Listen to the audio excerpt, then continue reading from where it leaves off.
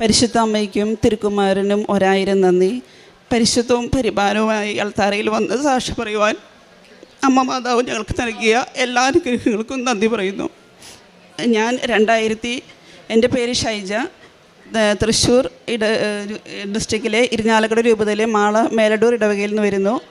ദൈവത്തിൻ്റെ കൃപയാൽ ഞങ്ങൾ UAE ഒരു കുടുംബമായി ഞങ്ങൾ ജീവിക്കുന്നു.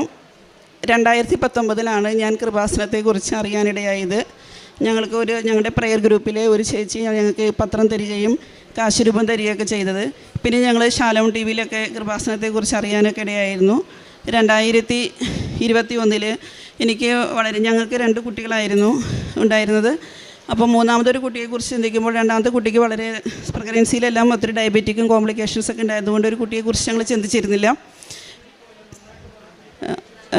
2021 എനിക്ക് ഒത്തിരിയേറെ കോംപ്ലിക്കേഷൻസ്, യൂട്രൈൻ സിസ്റ്റം, ഓവറിയിലും ബ്രസ്റ്റിലൊക്കെ സിസ്റ്റൊക്കെ ഉണ്ടായിരുന്നു. അങ്ങനെ ഞങ്ങൾ ഡോക്ടറെ കാണിച്ചപ്പോൾ പല ഡോക്ടേഴ്സും സർജറി പറഞ്ഞു, ചില ഡോക്ടേഴ്സ് പറഞ്ഞു പ്രഗ്നൻസിയാണ് ഇതിനൊരു സൊല്യൂഷൻ എന്ന്. അങ്ങനെ ഞങ്ങൾ പ്രാർത്ഥിച്ചു, മാതാവിനോട് ശക്തമായി ഞങ്ങൾ പ്രാർത്ഥിച്ചുകൊണ്ടിരുന്നായിരുന്നു.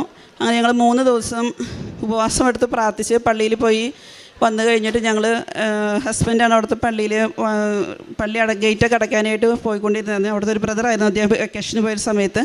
അങ്ങനെ ഞങ്ങൾ അവിടെ ഗേറ്റ് തുറന്നപ്പോൾ കുറേ പൂച്ചകൾ അവിടെ വന്നായിരുന്നു. അതിനകത്തൊരു നീല കളറുള്ളൊരു പൂച്ച ഞങ്ങളുടെ ചുറ്റും വന്നിരുന്നു. ഞങ്ങളെ മാതാവിൻ്റെ ഗ്രോട്ടോടെ അവിടെ നിന്ന് പ്രാർത്ഥിച്ചു. ആ പൂച്ച ഞങ്ങളുടെ പ്രാർത്ഥന കഴിയുന്നവരെ അവിടെ ഞങ്ങളുടെ കൂടെ ഉണ്ടായിരുന്നു. പിന്നീട് ജപമാല ചൊല്ലുമ്പോഴെല്ലാം ആ പൂച്ച എനിക്ക് ചുറ്റും മക്കൾക്ക് ചുറ്റും ഇങ്ങനെ ഞങ്ങളെ വലയം ചെയ്ത് നടന്നുകൊണ്ടിരുന്നായിരുന്നു. അപ്പോൾ ഞങ്ങളത് കൊറോണയുടെ പീരീഡ് ആയിരുന്നതുകൊണ്ട് ഞങ്ങൾ വിചാരിച്ചു ചിലപ്പോൾ ആരെങ്കിലും ഫാമിലികൾ ഉപേക്ഷിച്ച ഒരു പൂച്ചയായിരിക്കും. പക്ഷേ അതിനെ കണ്ടാൽ അറിയാം അതൊരു റോയൽ പൂച്ചയാണെന്ന്. അത് ഞങ്ങൾ ഹസ്ബൻഡ് പോയി അതിനെ മിൽക്കും സാധനങ്ങളൊക്കെ മേടിച്ച് കൊടുത്തു. പൂച്ച കുട്ടികളോട് ഭയങ്കര ഇതായിട്ട് അതിനെ പെരുമാറിക്കൊണ്ടിരുന്ന ഒരു അപരിചിതമായ പൂച്ച പോലെയല്ലായിരുന്നു. അങ്ങനെ ഞങ്ങളത് പോരുമ്പോഴൊക്കെ കുട്ടികൾ പറഞ്ഞു നമുക്ക് തിരിച്ചു കൊണ്ടുപോകാം, വീട്ടിൽ കൊണ്ടുപോകാമെന്ന് പറഞ്ഞു. പക്ഷേ അവിടുത്തെ നിയമങ്ങളും നമുക്ക് സാധ്യമല്ലാത്തതുകൊണ്ട് ഞങ്ങൾ പറഞ്ഞു നമുക്കത് പിന്നെ ആരും കൊണ്ടുപോയില്ലെങ്കിൽ കൊണ്ടുപോകാമെന്ന് പറഞ്ഞു. അങ്ങനെ ഞങ്ങൾ ചിന്തിച്ചു, ദൈവമേ ഇങ്ങനത്തെ ഒരു പൂച്ചയെ ഒരിക്കലും കണ്ടിട്ടില്ലല്ലോ.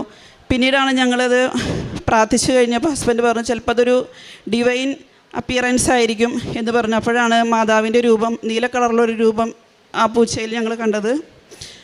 പിന്നീട് ഞങ്ങൾ ഡോക്ടർ പറഞ്ഞു എമർജൻസി ആയിട്ട് മാമോഗ്രാം ചെയ്യണമെന്ന് പറഞ്ഞു. അങ്ങനെ അതിൻ്റെ ഇടയിൽ പ്രഗ്നൻസി ടെസ്റ്റ് ചെയ്യാൻ പറഞ്ഞു. പ്രഗ്നൻസി ടെസ്റ്റ് ചെയ്തപ്പോൾ പ്രഗ്നൻസി ടെസ്റ്റ് പോസിറ്റീവായി. അങ്ങനെ അതിനുശേഷം പിന്നെ ഒത്തിരിയേറെ കോംപ്ലിക്കേഷൻസ് ഉണ്ടായിരുന്നു. ഡയബറ്റീസ് ഭയങ്കര ഹൈ ആയി. 4 ടൈംസ് ഇൻസുലിനൊക്കെ എടുക്കേണ്ടി വന്നു. എങ്കിലും പരിശുദ്ധ അമ്മയുടെ അനന്തശക്തിയാൽ അമ്മ ഞങ്ങളെ സഹായിച്ചു. ഞാൻ 2021 ജനുവരി 5 ഇവിടെ വന്ന് തീർത്ഥാടന ഉടമ്പടി എടുത്തു. അമ്മയുടെ തൈലവും ഉപ്പും എല്ലാം വിശുദ്ധ തൈലങ്ങൾ ഉപയോഗിച്ചിരുന്നു.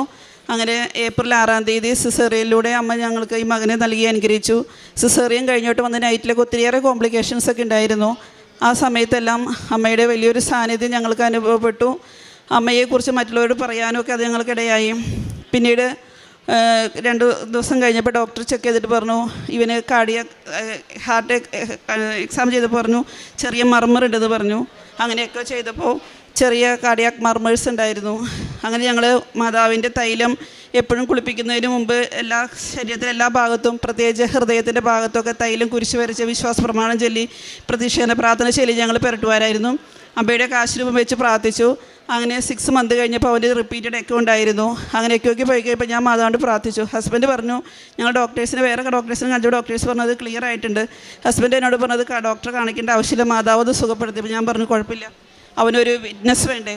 അങ്ങനെ ഞങ്ങൾ 6 മന്ത് കഴിഞ്ഞപ്പോൾ എക്കോ റിപ്പീറ്റ് ചെയ്തു. എക്കോയുടെ റിസൾട്ട് വന്നപ്പോൾ ഡോക്ടർ പറഞ്ഞു കംപ്ലീറ്റ്ലി ഇവൻ്റെ ഹാർട്ടിൻ്റെ അത് ക്ലോസ് ആയിട്ടുണ്ട്, ഇനിയൊന്നും പേടിക്കേണ്ട ആവശ്യമില്ല. ആദ്യം എക്കോ ചെയ്യാനായിട്ട് ഇവൻ ഒട്ടും സമ്മതിക്കുന്നുണ്ടായിരുന്നില്ല. അപ്പോൾ ഒരു അറബിക് ഡോക്ടേഴ്സായിരുന്നു. പിന്നെ ഡോക്ടറിൻ്റെ കാർട്ടൂണൊക്കെ വെച്ച് കൊടുത്തു, എങ്കിലും സമ്മതിച്ചിരുന്നില്ല. പിന്നീട് ഞാൻ മാതാവിൻ്റെ ഉടമ്പടി ധ്യാനമെടുത്ത് പ്രാർത്ഥിച്ച് ഞാൻ പറഞ്ഞു മാതാവി അമ്മേ നീ തന്നെ വന്ന് കുഞ്ഞിനെ ശാന്തനാക്കി കിടത്തി, നീ തന്നെ എക്കോ ചെയ്യണമെന്ന് പ്രാർത്ഥിച്ചു പ്രോപ്പർ റിസൾട്ട് കിട്ടാനായിട്ട്. മാതാവിൻ്റെ ആ സാന്നിധ്യത്തിൽ അവൻ ശാന്തനായി കിടന്നു.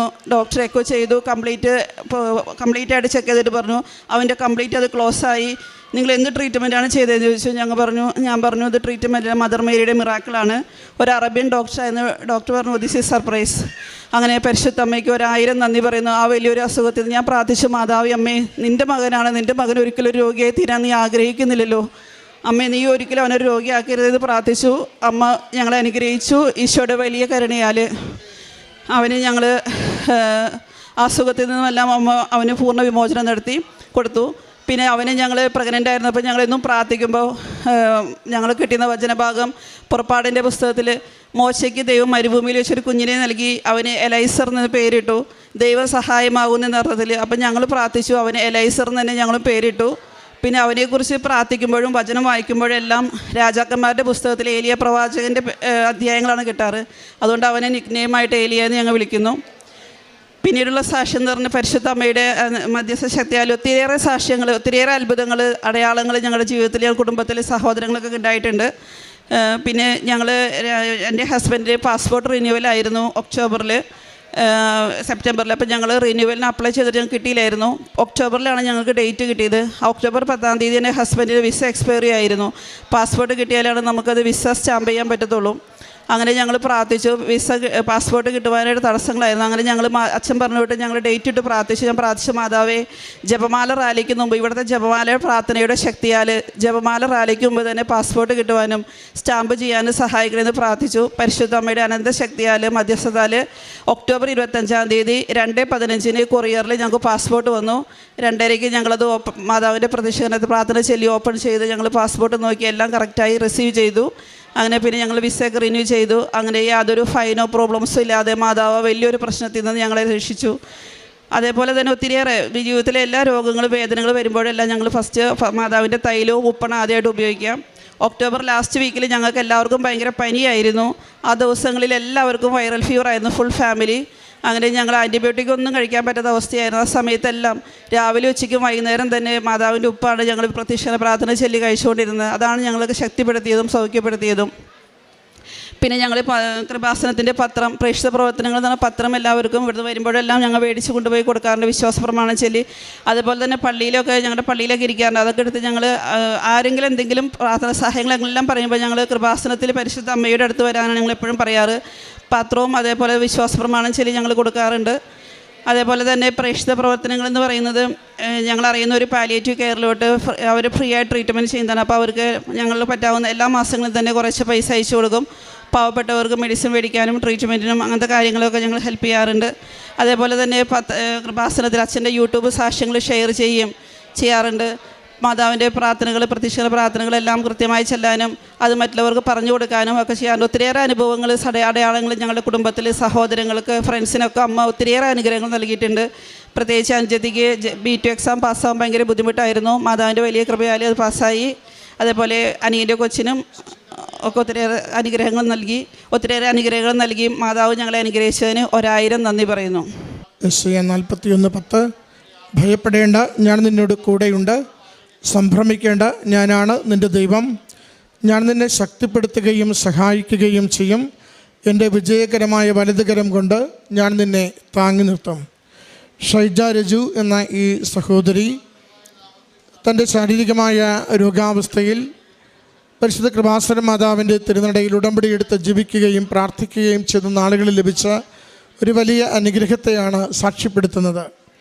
സഹോദരി പറയുന്നുണ്ട്, 2 മക്കൾക്ക് ശേഷം 7 വർഷം കഴിയുമ്പോൾ യൂട്രസിൽ വന്ന കുറച്ച് പ്രയാസങ്ങളും ബുദ്ധിമുട്ടുകളും കാരണം ഒരു ഓപ്ഷനായി ഡോക്ടർമാർ പറഞ്ഞത് ഒരു പ്രഗ്നൻസി ആയിരുന്നു. അത് കുടുംബത്തിൽ നേരത്തെ തന്നെ 3 കുഞ്ഞുങ്ങൾ വേണം എന്നൊരാഗ്രഹമുണ്ടായിരുന്നെങ്കിലും രണ്ടാമത്തെ കുഞ്ഞിൻ്റെ പ്രസവത്തോടു കൂടി വന്ന കോംപ്ലിക്കേഷൻസ് കാരണം മൂന്നാമതൊരു കുഞ്ഞിനെക്കുറിച്ച് അങ്ങനെ ആലോചന വേണ്ടെന്ന് വെച്ച് ഇരിക്കുന്ന നാളുകളിലാണ് ശരീരത്തിൽ തന്നെ ചില രോഗാവസ്ഥകളും ആ രോഗാവസ്ഥയ്ക്ക് പ്രഗ്നൻസി ഒരു സൊല്യൂഷനാണെന്ന് ഡോക്ടർമാർ പറയുകയും ചെയ്യുന്നത്. അങ്ങനെയാണ് 7 വർഷങ്ങൾക്ക് ശേഷം മൂന്നാമത് ഗർഭിണിയാകുന്നതിന് വേണ്ടി ആഗ്രഹത്തോടെ രണ്ടുപേരും പ്രാർത്ഥിച്ചൊരുങ്ങുകയും ആ ഒരു തീരുമാനത്തിലേക്ക് മുന്നോട്ട് പോവുകയും ചെയ്യുന്നത്. എന്നാൽ ഉദരത്തിൽ ആയ നാൾ മുതൽ വളരെയധികം കോംപ്ലിക്കേഷൻസ് സഹോദരി അനുഭവിക്കേണ്ടി വന്നു. അത് കൂടുതൽ ഡയബറ്റിക് ആവുകയും തുടർച്ചയായ മരുന്നുകളിലേക്ക് ജീവിതം മാറുകയും ഏറെ ക്ലേശങ്ങളിലൂടെ മുന്നോട്ട് പോവുകയും ചെയ്തപ്പോൾ പരിശുദ്ധ അമ്മ മാതാവിൻ്റെ തിരുനടയിൽ ഉടമ്പടിയിൽ പൂർണ്ണമായി ജീവിതത്തെ സമർപ്പിച്ച് സഹോദരിയും ജീവിത പങ്കാളിയും വലിയ ശരണത്തോടു കൂടി തന്നെ പ്രാർത്ഥിക്കുന്നതാണ് പങ്കുവയ്ക്കുന്നത്. ഉടമ്പടി നേർച്ച വസ്തുക്കൾ ഉദരത്തിൽ കുരിശടയാളം വരച്ച് പ്രാർത്ഥിക്കുകയും അതോടൊപ്പം ഉടമ്പടിയുടെ നേർച്ച വസ്തു ഉപ്പ് അത് അല്പം വെള്ളത്തിൽ ചേർത്ത് വെച്ച് ഉള്ളിൽ കഴിക്കുകയും ഒക്കെ ചെയ്തുകൊണ്ട് പരിശുദ്ധ ആരോഗ്യമുള്ളൊരു കുഞ്ഞിനെ നൽകണമേ എന്ന ആഗ്രഹത്തോടു കൂടി പ്രാർത്ഥിച്ചു കൊണ്ടിരുന്നു. ആരോഗ്യമുള്ളൊരു കുഞ്ഞിനെ അമ്മ മാതാവ് നൽകി അനുഗ്രഹിച്ചതിൻ്റെ സാക്ഷ്യമാണ് ആദ്യം സന്തോഷത്തോടെ പങ്കുവയ്ക്കുന്നത്. എന്നാൽ ജനിച്ച് അല്പ ദിവസം കഴിയുമ്പോൾ ഡോക്ടർമാർ പറയുന്നു ഹാർട്ടിനൊരു മർമറിങ് ഉണ്ട്, അതുകൊണ്ട് ഹൃദയവാൽവിന് ചെറിയ പ്രശ്നങ്ങളുണ്ട്, അതുകൊണ്ട് കൂടുതൽ പരിശോധനകളും ചികിത്സകളും ആവശ്യമുണ്ടെന്നറിയുന്നു. അങ്ങനെ വീണ്ടും ഒരു പ്രതിസന്ധിയിലേക്ക് കുടുംബം വരികയും തുടർ ചികിത്സകളുമായി ബന്ധപ്പെട്ട് മുന്നോട്ട് പോകുവാൻ വേണ്ടി ആലോചിക്കുകയും ചെയ്ത നാളുകളിൽ കുഞ്ഞിനെ ഹൃദയത്തിൽ ഉടമ്പടി തൈലം പൂശി പ്രാർത്ഥിക്കുകയും അമ്മ മാതാവിൽ പൂർണ്ണമായി സമർപ്പിച്ചുകൊണ്ട് ഉടമ്പടിയുടെ നേർച്ച വസ്തുക്കൾ മാത്രം നൽകിക്കൊണ്ട് മുന്നോട്ട് പോയിക്കൊണ്ടിരുന്നതിനെയാണ് സൂചിപ്പിക്കുക. അത് പിന്നീട് കുറച്ച് നാൾ കഴിഞ്ഞുള്ള പരിശോധനയിൽ ആ ഹോൾ അടഞ്ഞതായും മറ്റൊരു ചികിത്സ ആവശ്യമില്ലെന്നും അങ്ങനെ പൂർണ്ണ ആരോഗ്യമുള്ള കുഞ്ഞിനെ കുടുംബത്തിന് ലഭിച്ചതിനെ സന്തോഷത്തോടെ സാക്ഷ്യപ്പെടുത്തുന്നു. പാസ്പോർട്ടുമായി ബന്ധപ്പെട്ട വിഷയത്തിലും അത് വൈകുകയോ റിജക്ഷൻ ആവുകയോ കറക്ഷൻ വരികയോ ചെയ്തിരുന്നെങ്കിൽ വിദേശത്തുള്ള വാസം തന്നെ ഏറെ ക്ലേശപൂർണ്ണമാകുമായിരുന്നു. എന്നാൽ യാതൊരു കുഴപ്പവുമില്ലാതെ അതിൻ്റെ എല്ലാ കാര്യങ്ങളും ആ എക്സ്പയറി ആകുന്നതിന് മുമ്പ് തന്നെ ക്ലിയറായി കുടുംബത്തിന് ലഭിക്കുന്നതിനുള്ള എല്ലാ തടസ്സങ്ങളും മാറ്റി അമ്മ മാതാവ് ക്രമീകരിച്ചതിനെ സന്തോഷത്തോടു കൂടി സാക്ഷ്യപ്പെടുത്തുകയാണ്. കുടുംബത്തിൻ്റെ ഓരോ സാക്ഷ്യത്തിൻ്റെ പ്രത്യേകത കുടുംബത്തിൻ്റെ ഏതൊരു കാര്യത്തിലും ഉടമ്പടിയിലുള്ള നല്ല വിശ്വാസ്യത, ഉടമ്പടി ജീവിതം നയിക്കുമ്പോഴുള്ള സന്തോഷം, ഉടമ്പടി നേർച്ച വസ്തുക്കൾ ആഗ്രഹത്തോടും വിശ്വസ്തയോടും ഉപയോഗിക്കുമ്പോൾ അത് ഔഷധമായും ബലപ്പെടുത്തുന്ന ശക്തിയായും മാറുമെന്ന പ്രത്യാശയോട് കൂടുന്ന ജീവിതത്തിൻ്റെ നിലപാടുകൾ, അതൊക്കെയും ചെറിയ രോഗാവസ്ഥകൾ വരുമ്പോഴൊക്കെയും ഉടമ്പടി നേർച്ച വസ്തുക്കളിൽ മാത്രം ആശ്രയിച്ച് മുന്നോട്ട് പോകുന്നതിനെ സഹോദരി സാക്ഷ്യപ്പെടുത്തുന്നുണ്ട്. ആദ്യം ഉടമ്പടിയിലേക്ക് വരുന്നത് പോലും പറയുന്നുണ്ട്, ദേവാലയത്തിൽ ചെല്ലുമ്പോൾ അവിടെ കണ്ടെത്തിയ ഒരു പൂച്ചയുടെ നിറവുമായി അസോസിയേറ്റ് ചെയ്ത് പിന്നീട് അമ്മ മാതാവിലേക്കുള്ള ഒരു താല്പര്യവും ഉടമ്പടി ജീവിതവുമായി അത് മാറുന്നതിനെയും സാക്ഷ്യപ്പെടുത്തുകയാണ്. പ്രിയമുള്ളവരെ, ഉടമ്പടിയിലേക്ക് നമ്മൾ ഓരോ തരത്തിലാണ് ആകർഷിക്കപ്പെടുന്നത്. ചിലരുടെ അനുഭവങ്ങളിലൂടെ ആകർഷിക്കപ്പെടുന്നു, ചിലർ മറ്റുള്ളവർ നമ്മളെ ഇവിടേക്ക് കൂട്ടിക്കൊണ്ടുവരുന്നു, മറ്റു ചിലർ ഉടമ്പടിയുടെ നമ്മുടെ കൃപാസനം പത്രിക വായിച്ചറിഞ്ഞ് ദൈവാനുഭവങ്ങൾ മനസ്സിലാക്കിക്കൊണ്ട് ഇവിടേക്ക് ഓടിയെത്തുന്നു. ചിലർ ജീവിതത്തിൻ്റെ ഏറ്റവും ക്രൂഷ്യലായ നിമിഷങ്ങളിൽ മറ്റൊരിടത്തും ആശ്രയമില്ലാത്തപ്പോൾ അമ്മ മാതാവിൻ്റെ തിരുനടയിലെത്തി കണ്ണീരോടെ കൊടുത്തുകൊണ്ട് അനുഗ്രഹത്തിന് വേണ്ടി പ്രാർത്ഥിക്കുകയും അത് അനുഭവമായി തീരുകയും ചെയ്യുന്നു. അമ്മ മാതാവിൻ്റെ അരികിലേക്ക് ഒരു തവണ നമ്മൾ എത്തിച്ചേരുമ്പോൾ അമ്മ മാതാവ് നമ്മുടെ ജീവിതത്തിലേക്ക് എന്നേക്കുമായി കൂടെ വരികയാണ്. അതുകൊണ്ടാണ് കൃപാസനത്തിൻ്റെ മാതാവിനെ സഞ്ചാരി മാതാവ്, സമയമാതാവ് എന്ന് നാം വിളിക്കുന്നത്. കാരണം നമുക്ക് ജീവിതത്തിൽ അല്ലലില്ലെങ്കിൽ ആ കാലത്ത് നമ്മളൊരു പക്ഷേ മാതാവിനെ മറന്നേക്കാം. പക്ഷേ എപ്പോഴെങ്കിലും ജീവിതത്തിലൊരു അല്ലൽ തുടങ്ങിയാൽ ആദ്യം ഓർക്കുന്നതും ഈ അമ്മ മാതാവിനെ തന്നെയായിരിക്കും. അതുകൊണ്ട് അമ്മയുടെ തിരുനടയിലെടുത്ത് ഈ ഉടമ്പടി എടുക്കുമ്പോൾ ഓർക്കണമേ, അമ്മ മാതാവ് നമ്മുടെ കുടുംബത്തിൽ അംഗമായി തീരുകയാണ്. അമ്മ മാതാവ് നമ്മുടെ ജീവിത പ്രശ്നങ്ങൾക്ക് തിരുക്കുമാറുണ്ട് പറഞ്ഞ് പരിഹാരമായി തീരുന്നതിന് വേണ്ടി നിരന്തരം നമ്മളോടും ദൈവത്തോടും കമ്മ്യൂണിക്കേറ്റ് ചെയ്തുകൊണ്ടിരിക്കുകയാണ്. ഉടമ്പടിയുടെ നേർച്ച വസ്തുക്കൾ വിശ്വാസത്തോട് പ്രയോഗിക്കുമ്പോൾ അത് നമുക്ക് സൗഖ്യപ്പെടുത്തുന്ന ഔഷധവും ബലപ്പെടുത്തുന്ന അഭിഷേകവുമായി മാറുകയാണ്. അതുകൊണ്ട് ഉടമ്പടി ജീവിതം അനുഗ്രഹ ജീവിതമാണ്. ഉടമ്പടി ജീവിതം അനുതാപ ജീവിതമാണ്. ഉടമ്പടി ജീവിതം നമ്മളെ ഓരോരുത്തരെയും ആയിരിക്കുന്ന ജീവിതാവസ്ഥകളിൽ സംരക്ഷിക്കുകയും ആപത്തുകളിൽ നിന്ന് കരകയറ്റുകയും ചെയ്യുന്ന ജീവിതമാണ്. നമുക്ക് സന്തോഷത്തോടെ ഈ ഉടമ്പടിയിൽ നിലനിൽക്കാം, തുടരാം.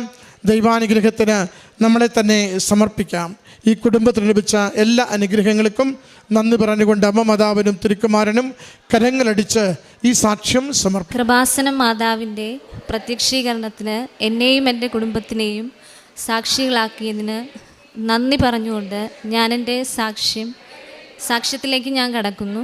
എൻ്റെ പേര് രശ്മി ബാബു. ഞാനിവിടെ അടുത്ത് പാതിരപ്പള്ളി എന്ന സ്ഥലത്തു നിന്നാണ് വരുന്നത്. എന്നോടൊപ്പം ഉള്ളത് എൻ്റെ അമ്മയും എൻ്റെ ചേച്ചിയാണ്. ഞാൻ 2013 B.Ed പാസ്സായത്. അതിനുശേഷം എൻ്റെ അച്ഛൻ ആ വർഷം ജൂണിൽ B.Ed കഴിഞ്ഞ് 2012 2013 ജൂണിൽ എൻ്റെ അച്ഛൻ മരിച്ചുപോയി. അപ്പം ഞങ്ങൾ സാധാരണ ഒരു കുടുംബമാണ് എന്ന് പറഞ്ഞാൽ അച്ഛൻ കൊണ്ടുവന്ന് കഴിയുന്ന ഒരു കുടുംബമാണ്. ചേച്ചിക്ക് ഒരു 2000 രൂപയുടെ വരുമാനമുള്ളൊരു ജോലി മാത്രമുള്ളപ്പോഴാണ് ഞങ്ങളുടെ അച്ഛനെ നഷ്ടപ്പെടുന്നത്. ഞാൻ പഠിച്ചിറങ്ങിയതേ ഉള്ളൂ. ഒരു സ്കൂളിൽ ഞാൻ കയറിയിട്ടില്ല. എൻ്റെ ബ്രദറിനും ജോലിയില്ല. ഞങ്ങൾ 3 പേരാണ്, 2 പെണ്ണും ഒരാണ്. അപ്പോൾ അച്ഛൻ മരിച്ചു കഴിഞ്ഞിട്ട് ചേച്ചിയുടെ വരുമാനത്തിൽ മുന്നോട്ട് പോകുമ്പോൾ 2015 ഞാൻ കണിച്ചുകുളങ്ങരയിലുള്ള ഒരു സെൻട്രൽ സ്കൂളിൽ എനിക്ക് അവിടെ ഒരു മെറ്റേണിറ്റി ലീവ് വേക്കൻസിയിൽ ഞാൻ ജോലിക്ക് കയറി. അപ്പോൾ അവർക്ക് ഇഷ്ടമായതുകൊണ്ട് തന്നെ ഇൻ്റർവ്യൂവും റിട്ടൺ എക്സാമും ഇൻ്റർവ്യൂവും കാര്യങ്ങളെല്ലാം കഴിഞ്ഞിട്ട് ആണ് എന്നെ അവിടെ എടുത്തത്. ഞാൻ 1.5 വർഷത്തോളം അവിടെ ജോലി ചെയ്തു. അത് കഴിഞ്ഞ് ഞാൻ അവിടെ നിന്ന് ഇറങ്ങി. പിന്നീട് ആലപ്പുഴയിലുള്ള ഒരു ഗവൺമെൻറ് സ്കൂളിൽ ഹയർ സെക്കൻഡറിയിൽ ഗസ്റ്റായിട്ട് വർക്ക് ചെയ്തു. അപ്പോൾ ഇങ്ങനെ ഗസ്റ്റായിട്ട് എല്ലായിടത്തും വർക്ക് ചെയ്ത് നടക്കുന്നുണ്ടെങ്കിലും എനിക്ക് PSC എന്നുള്ളത് എൻ്റെ രക്തത്തിൽ അലിഞ്ഞു ചേർന്ന ഒരു സംഭവമാണ്. കാരണം എൻ്റെ കുടുംബത്തിൽ, എൻ്റെ ഫാമിലിയിൽ ആർക്കും ഒരു ഗവൺമെൻറ് ജോലിയില്ല. അപ്പോൾ എൻ്റെ ഒരു ആഗ്രഹമായിരുന്നു ഒരു ഗവൺമെൻറ് സർവീസിലൊരു കയറണം എന്നുള്ളത്. ഗവൺമെൻറ് സർവീസിൽ കയറണമെന്ന് പറഞ്ഞാൽ ടീച്ചറായിട്ട് തന്നെ കയറണമെന്ന് ആഗ്രഹം. കാരണം കുഞ്ഞുനാൾ മുതലേ, അതായത് ആശാങ്കളേരിയിൽ 3-4 വയസ്സുള്ളപ്പോൾ പഠിക്കാൻ തുടങ്ങുമ്പോൾ അവിടെ പഠിപ്പിച്ചിട്ട് വരുമ്പോൾ ടീച്ചർ എന്താണോ ആശാങ്കളേരിയിൽ ഇരുന്ന് കാണിക്കുന്നത്, പഠിപ്പിക്കുന്നത്, കുട്ടികളെ തല്ലുന്നത്, അത് ഞാൻ എൻ്റെ വീട്ടിൽ വന്ന് ചെടികളെയൊക്കെ തല്ലിപ്പഠിപ്പിച്ച് അങ്ങനെ ഞാൻ വളർത്തിയെടുത്ത എൻ്റെ ഒരു മോഹമാണ് ഒരു ടീച്ചറാവുക എന്നുള്ളത്. അത് ഞാൻ ഇത്രയും വർഷങ്ങൾ കഴിഞ്ഞിട്ട് എന്ത് എക്സാം എഴുതിയാൽ പോലും, മറ്റ് ക്ലറിക്കൽ പോസ്റ്റുകൾ, പോലീസിൻ്റെ ടെസ്റ്റ് എന്തൊക്കെ എഴുതുന്നുണ്ടെങ്കിലും, ലിസ്റ്റിൽ വരുന്നുണ്ടെങ്കിലും എൻ്റെ ഏറ്റവും ഉള്ളിലുള്ള ആഗ്രഹം എന്ന് പറഞ്ഞാൽ ടീച്ചറാവുക തന്നെയായിരുന്നു. അങ്ങനെ PSC കണ്ടിന്യൂ ചെയ്യാൻ തുടങ്ങി. 2016 ആലപ്പുഴയിലെ HSA ലിസ്റ്റിൽ, മെയിൻ ലിസ്റ്റിൽ തന്നെ ഉൾപ്പെട്ടു. അപ്പോൾ ജോലി നമുക്കറിവില്ല, പെട്ടെന്ന് നമ്മുടെ ജില്ലയല്ലേ ആലപ്പുഴ, അതുകൊണ്ട് വെക്കാം എന്നുള്ളൊരു മോഹത്തിന് കൊണ്ടുവച്ചു. പക്ഷേ അവിടെ നിയമനം ഉണ്ടോ, കിട്ടുമോ എന്നുള്ള കാര്യമൊന്നും എനിക്കറിയില്ല. ഞാൻ അവിടെ കൊണ്ട് വെച്ചു, മെയിൻ ലിസ്റ്റിൽ വന്നു, കിട്ടുമോ എന്നുള്ള പ്രതീക്ഷയിൽ നിന്നു. പക്ഷേ 3 വർഷം ആളുകളോട് നമുക്ക് പറഞ്ഞു നടക്കാം ലിസ്റ്റിലുണ്ട് എന്നല്ലാതെ ഒരു പ്രയോജനം എനിക്ക് അതിൽ നിന്ന് കിട്ടിയില്ല. ആ ലിസ്റ്റ് ക്യാൻസലായി. അതിനുശേഷം വീണ്ടും SM കോളേജിൽ, ചേർത്തല SM കോളേജിൽ ഗസ്റ്റ് വേക്കൻസി വന്നു. അവിടെയും പോയി വർക്ക് ചെയ്തു. ആ വർഷമാണ് എനിക്ക് ഒരു ചേച്ചി, ഇവിടുത്തെ തന്നെ ഒരു ചേച്ചി, മാതാവിൻ്റെ ഇവിടെ ജോലി ചെയ്യുന്ന ഒരു ചേച്ചി, ഞാൻ എൻ്റെ കാര്യങ്ങളൊക്കെ പറഞ്ഞപ്പോൾ പറഞ്ഞു, നീ ഒരു കാര്യം ചെയ്യ്, കൃപാസനത്തിൽ വന്ന് ഒരു ഉടമ്പടി എടുക്കാൻ പറഞ്ഞു. 2017 അങ്ങനെ ഞാൻ 2017 ഫെബ്രുവരി മാസം ഇവിടെ വന്ന് ഉടമ്പടി എടുത്തു. അത് പക്ഷേ എനിക്കത് കംപ്ലീറ്റ് ചെയ്യാനായിട്ട് സാധിച്ചില്ല. പക്ഷേ ഉള്ളിൻ്റെ ഉള്ളിൽ മാതാവിൻ്റെ കാര്യങ്ങൾ, മാതാവിനെ മറന്നു കളയാനുള്ളൊരു ആഗ്രഹമൊന്നും ഉണ്ടായില്ല. പക്ഷേ ഈ പറഞ്ഞ പ്രേക്ഷിത പ്രവർത്തനമോ കാരുണ്യ പ്രവർത്തനമോ ഒന്നും എനിക്ക് മുന്നോട്ട് കൊണ്ടുപോകാൻ സാധിച്ചില്ല. അന്ന് തൊട്ട് മാതാവിൻ്റെ ഏത് പള്ളിയിൽ ചെന്നാലും കിട്ടുന്ന മാതാവിൻ്റെ പത്രമെല്ലാം എടുത്ത് എൻ്റെ സർട്ടിഫിക്കറ്റ് ഞാൻ എൻ്റെ ഫയലിനുള്ളിലാക്കി വെക്കും. 2017 മുതലുള്ള പല പത്രങ്ങൾ എൻ്റെ കൈവശമുണ്ട്. അപ്പോൾ അന്ന് നമ്മൾ വന്ന് ഉടമ്പടി എടുക്കുമ്പോൾ ഇവിടെ മാതാവിനെ വന്ന് തൊട്ട് തൊഴാനുള്ള അനുഗ്രഹമൊക്കെ ലഭിച്ചിട്ടുണ്ടായിരുന്നു. ഒരുപാട് തവണ ഈ അൾത്താരയിൽ കയറി നിന്ന് മാതാവിനെ തൊട്ട് പ്രാർത്ഥിക്കാനുള്ള അവസരം ഉണ്ടായിട്ടുണ്ട്. ജോസഫ് അച്ഛനെ എവിടെ വെച്ച് വേണമെങ്കിൽ എവിടെ കണ്ടാലും ഓടിച്ചെന്ന് അച്ഛൻ്റെ കാലം ഞാൻ വീണ് പ്രാർത്ഥിക്കും, അച്ഛൻ എനിക്കൊരു ഗവൺമെൻറ് ജോലിക്കാണ് ഞാൻ പഠിക്കുന്നത്, എനിക്കത് വേണം. അപ്പോഴൊക്കെ അച്ഛൻ പറയും, നിനക്ക് കിട്ടുമടി, നിനക്ക് ഈ ജോലിയല്ല, നിനക്ക് നല്ല ജോലി കിട്ടും എന്ന് പറഞ്ഞ് ആശ്വസിപ്പിച്ച് വിടുമായിരുന്നു. അങ്ങനെ ഇതുപോലെ വീണ്ടും എവിടെയെങ്കിലുമൊക്കെ ഗസ്റ്റായിട്ടൊക്കെ വിളിക്കുമ്പോൾ ഇങ്ങനെ പോകും. എന്നാലും ശനി ഞായറും ഒക്കെ PSC ക്ലാസ്സിനൊക്കെ പോകും. അപ്പോൾ എൻ്റെ കൂടെ പഠിക്കുന്ന മിക്കവരും ഈ സമയം കൊണ്ട് ആ ടെസ്റ്റുകളിൽ നിന്ന്, സപ്ലിയിൽ നിന്നാണെങ്കിലും മെയിനിൽ നിന്നാണെങ്കിലും ഒക്കെ കയറി പോകുമ്പോൾ നമുക്കൊരു വിഷമമാണ്. നമ്മൾ ഇത്രയും മെയിൻ ലിസ്റ്റിൽ നല്ലൊരു റാങ്കിൽ എത്തിയിട്ട് അത് കിട്ടാതെ പോകുന്നത് കൊണ്ട് ഒരുപാട് വിഷമവും പ്രയാസങ്ങളും ആളുകളൊക്കെ ഒരുപാട് പറയാറുണ്ടായിരുന്നു. വീട്ടിൽ കുത്തിയിരുന്ന് പഠിക്കുന്നതിന് പകരം വേറെ വല്ല ജോലിക്കും പോയിക്കൂടെ, PSC പഠിച്ചിട്ട് എന്തിനാ എന്നൊക്കെ ചോദിച്ചിട്ടുണ്ട്. അപ്പോൾ ഇത്രയും കാലത്തിനിടയ്ക്ക് അച്ഛൻ മരിച്ചു, നമ്മുടെ ജീവിത സാഹചര്യങ്ങൾ വളരെ ബുദ്ധിമുട്ടായിട്ട് പോലും ആളുകൾ തിരക്കുന്ന ഒരു കാര്യം, 2 പെൺകുട്ടികളെ എന്താ വിവാഹം ചെയ്ത് അയക്കാഞ്ഞത്, അല്ലാതെ നിങ്ങളെങ്ങനെ കഴിയുന്നു, നിങ്ങൾ കഞ്ഞി വെച്ച് കുടിക്കുന്നുണ്ടോ എന്നൊന്നും ആരും തിരക്കില്ല. നിങ്ങൾ 2 പെൺമക്കളെ എന്താ വിവാഹം കഴിപ്പിക്കുക അയക്കാഞ്ഞെന്നുള്ളൊരു ഭീഷണിയായിരുന്നു എപ്പോഴും അമ്മയ്ക്ക് കേൾക്കാനുണ്ടായിരുന്നത്. അപ്പോഴും ഞാൻ പറയും, എൻ്റെ മൂത്ത ചേച്ചിയാണിത്. അപ്പം ഞാൻ പറയും ഞങ്ങൾക്ക് അതിനുള്ള സാഹചര്യം ഇല്ല ഇപ്പം.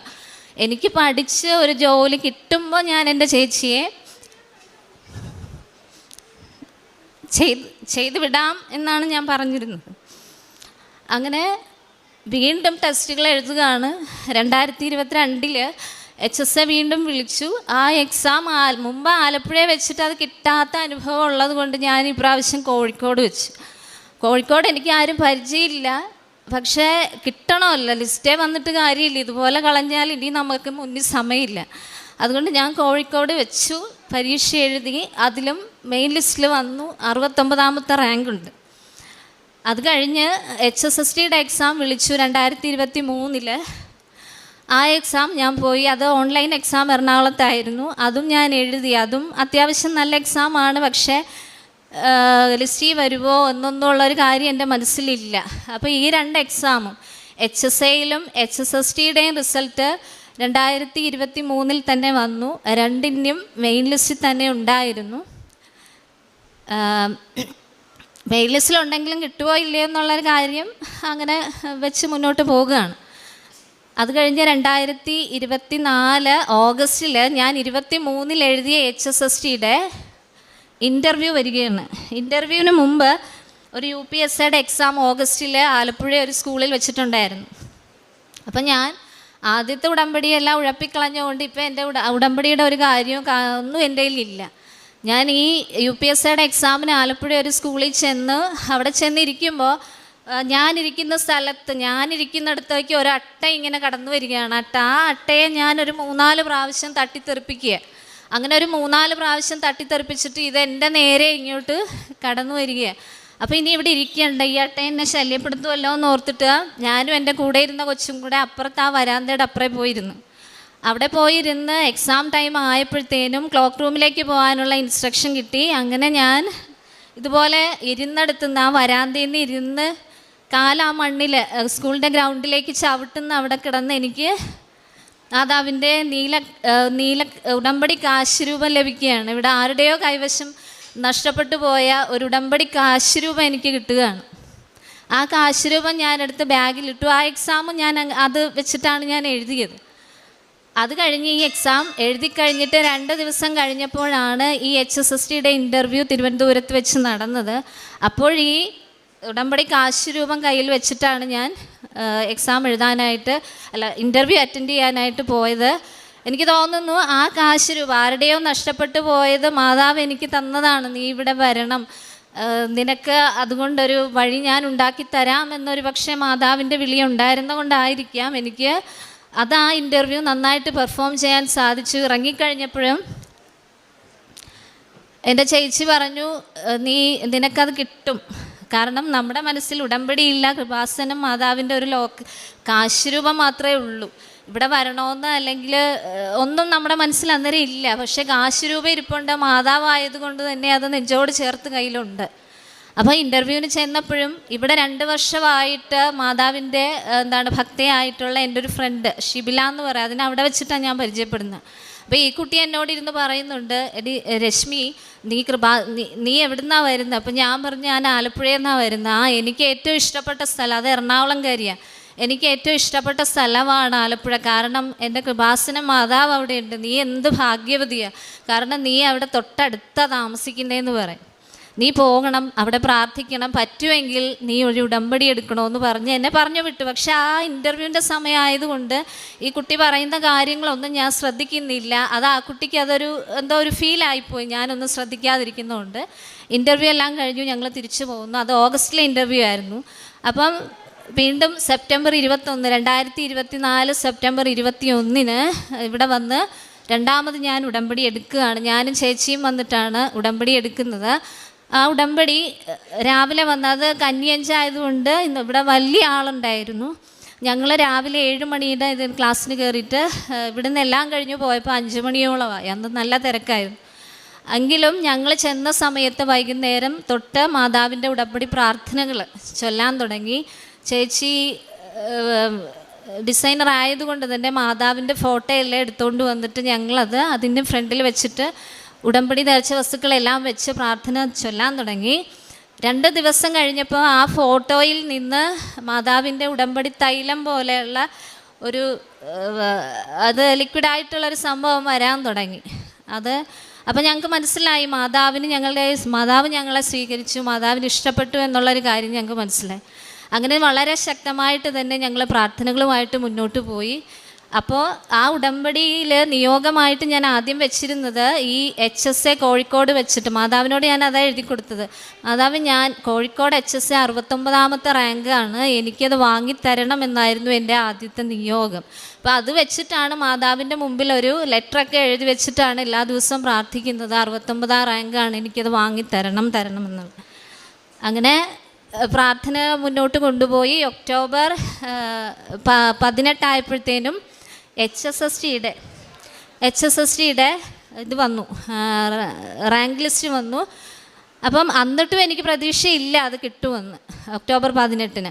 ഒക്ടോബർ 26 ഇവിടെ നടന്ന ജപമാല റാലിയിൽ ഞങ്ങൾ പോയി പങ്കെടുത്തു. അതിലും വെച്ചിരുന്ന നിയോഗം ഈ ജോലി എനിക്ക് എത്രയും വേഗം സാധിച്ചു തരണേ എന്നുള്ളതായിരുന്നു. അങ്ങനെ മാതാവ് അത് സ്വീകരിച്ചിട്ടുണ്ടാവാം. ആ ജപമാല റാലിക്ക് ശേഷം വീണ്ടും ഈ ഫോട്ടോയിൽ നിന്ന് അതിനേലും കൂടുതൽ, ആദ്യം വന്നതിനേക്കാളും കൂടുതൽ ഈ തൈലം വരാൻ തുടങ്ങി.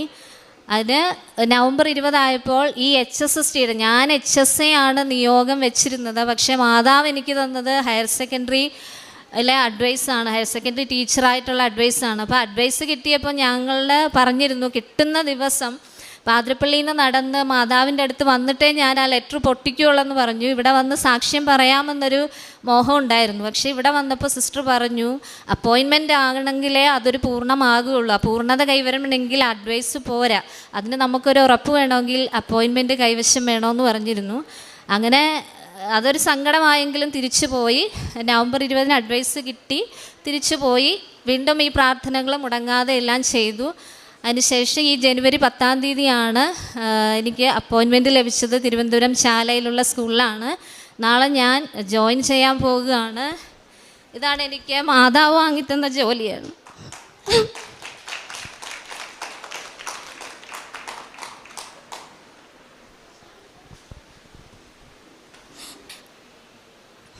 കാരണം 10 വർഷമായിട്ട്, 10 അല്ല, പഠിച്ചിറങ്ങിയ കാലം തൊട്ട് ഈ PSC നമ്മുടെ സാഹചര്യം കൊണ്ടാണ്. എനിക്കത് വേണം, സ്ഥിരമായിട്ടൊരു ജോലി വേണം, അതെങ്ങനെയെങ്കിലും വാങ്ങണം. എവിടെ ഇൻ്റർവ്യൂ പോയാലും രശ്മി എന്ത് ചെയ്യുന്നു എന്ന് ചോദിച്ചാൽ PSC പഠിക്കുകയാണ്. എന്തിനാ പഠിക്കുന്നത്? ഞങ്ങളൊക്കെ അതൊക്കെ മാറ്റി വെച്ചതാണ്. അവർ പറയുന്നത് ഞാനൊരു ചെവി കൂടെ കേട്ട് അത് കളയത്തേ ഉള്ളൂ. പക്ഷേ നമ്മുടെ മനസ്സിൽ അന്നൊരു ആളിക്കത്തുന്നത് എനിക്ക് വേണം, ഈ ജോലി വേണം എന്നുള്ളതാണ്. അപ്പോൾ ആരും മനുഷ്യരായിട്ട് ഞങ്ങളൊന്നും സഹായിച്ചിട്ടില്ല. ബൈബിളിലുള്ള ഒരു വചനം, മനുഷ്യന് അസാധ്യമായത് ദൈവത്തിന് സാധ്യമാണ് എന്നുള്ളത് എപ്പോഴും ചൊല്ലുമായിരുന്നു. അതാണ് ഞങ്ങൾക്ക് ഇന്ന് അത് സാധ്യമാക്കി തന്നത്. മാതാവ് ഈശോയാണ് ഞങ്ങൾക്ക് ഈ കാര്യങ്ങൾ സാധിച്ചത്. കാരണം ഞങ്ങൾക്ക് അസാധ്യമായിട്ടുള്ളൊരു കാര്യം, ഞാനൊരു കുഞ്ഞു ജോലിയെ ആഗ്രഹിച്ചുള്ളൂ, പക്ഷെ മാതാവ് തന്നത് അതിനേലും വലിയൊരു ജോലിയാണ്. നാളെ ഞാൻ ജോയിൻ ചെയ്യുകയാണ്. പ്രേക്ഷിത പ്രവർത്തനമായിട്ട് ഞങ്ങൾ ചെയ്യുന്നത് മാതാവിൻ്റെ പത്രം വാങ്ങി വിതരണം ചെയ്യാറുണ്ട്. അതുകൂടാതെ ചേച്ചി ഒരുപാട് ഫോട്ടോസ് മാതാവിൻ്റെ ചെയ്തുകൊണ്ട് വരും, വരയ്ക്കാറുണ്ട്, മാതാവിൻ്റെ ഫോട്ടോ കമ്പ്യൂട്ടറിൽ വരയ്ക്കാറുണ്ട്. അതെല്ലാം പ്രിൻ്റ് എടുത്തുകൊണ്ട് വന്ന് ഇവിടെ ഇരിക്കുന്ന എല്ലാവർക്കും ഞങ്ങൾ വിതരണം ചെയ്തിട്ടുണ്ട്, ഇന്നും കൊണ്ടുവന്നിട്ടുണ്ട്.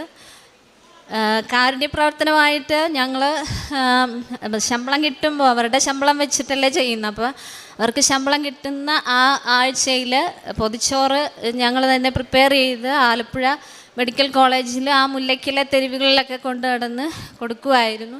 ഇതുകൂടാതെ നമ്മൾ പരിചയപ്പെടുന്ന ആളുകളോട് മാതാവിൻ്റെ കാര്യങ്ങളെല്ലാം പറഞ്ഞ് കൃപാസനത്തിലേക്ക് കൊണ്ടുവന്ന് എത്തിക്കാൻ ശ്രമിച്ചിട്ടുണ്ട്. കഴിഞ്ഞ ശനിയാഴ്ചയും ഞങ്ങളുടെ ലിസ്റ്റിലുള്ള 2 കുട്ടികളെ പാലക്കാട് നിന്ന് വരുന്ന അവരെയും ഞങ്ങൾ ഇവിടെ കൊണ്ടുവന്നിട്ടുണ്ട്.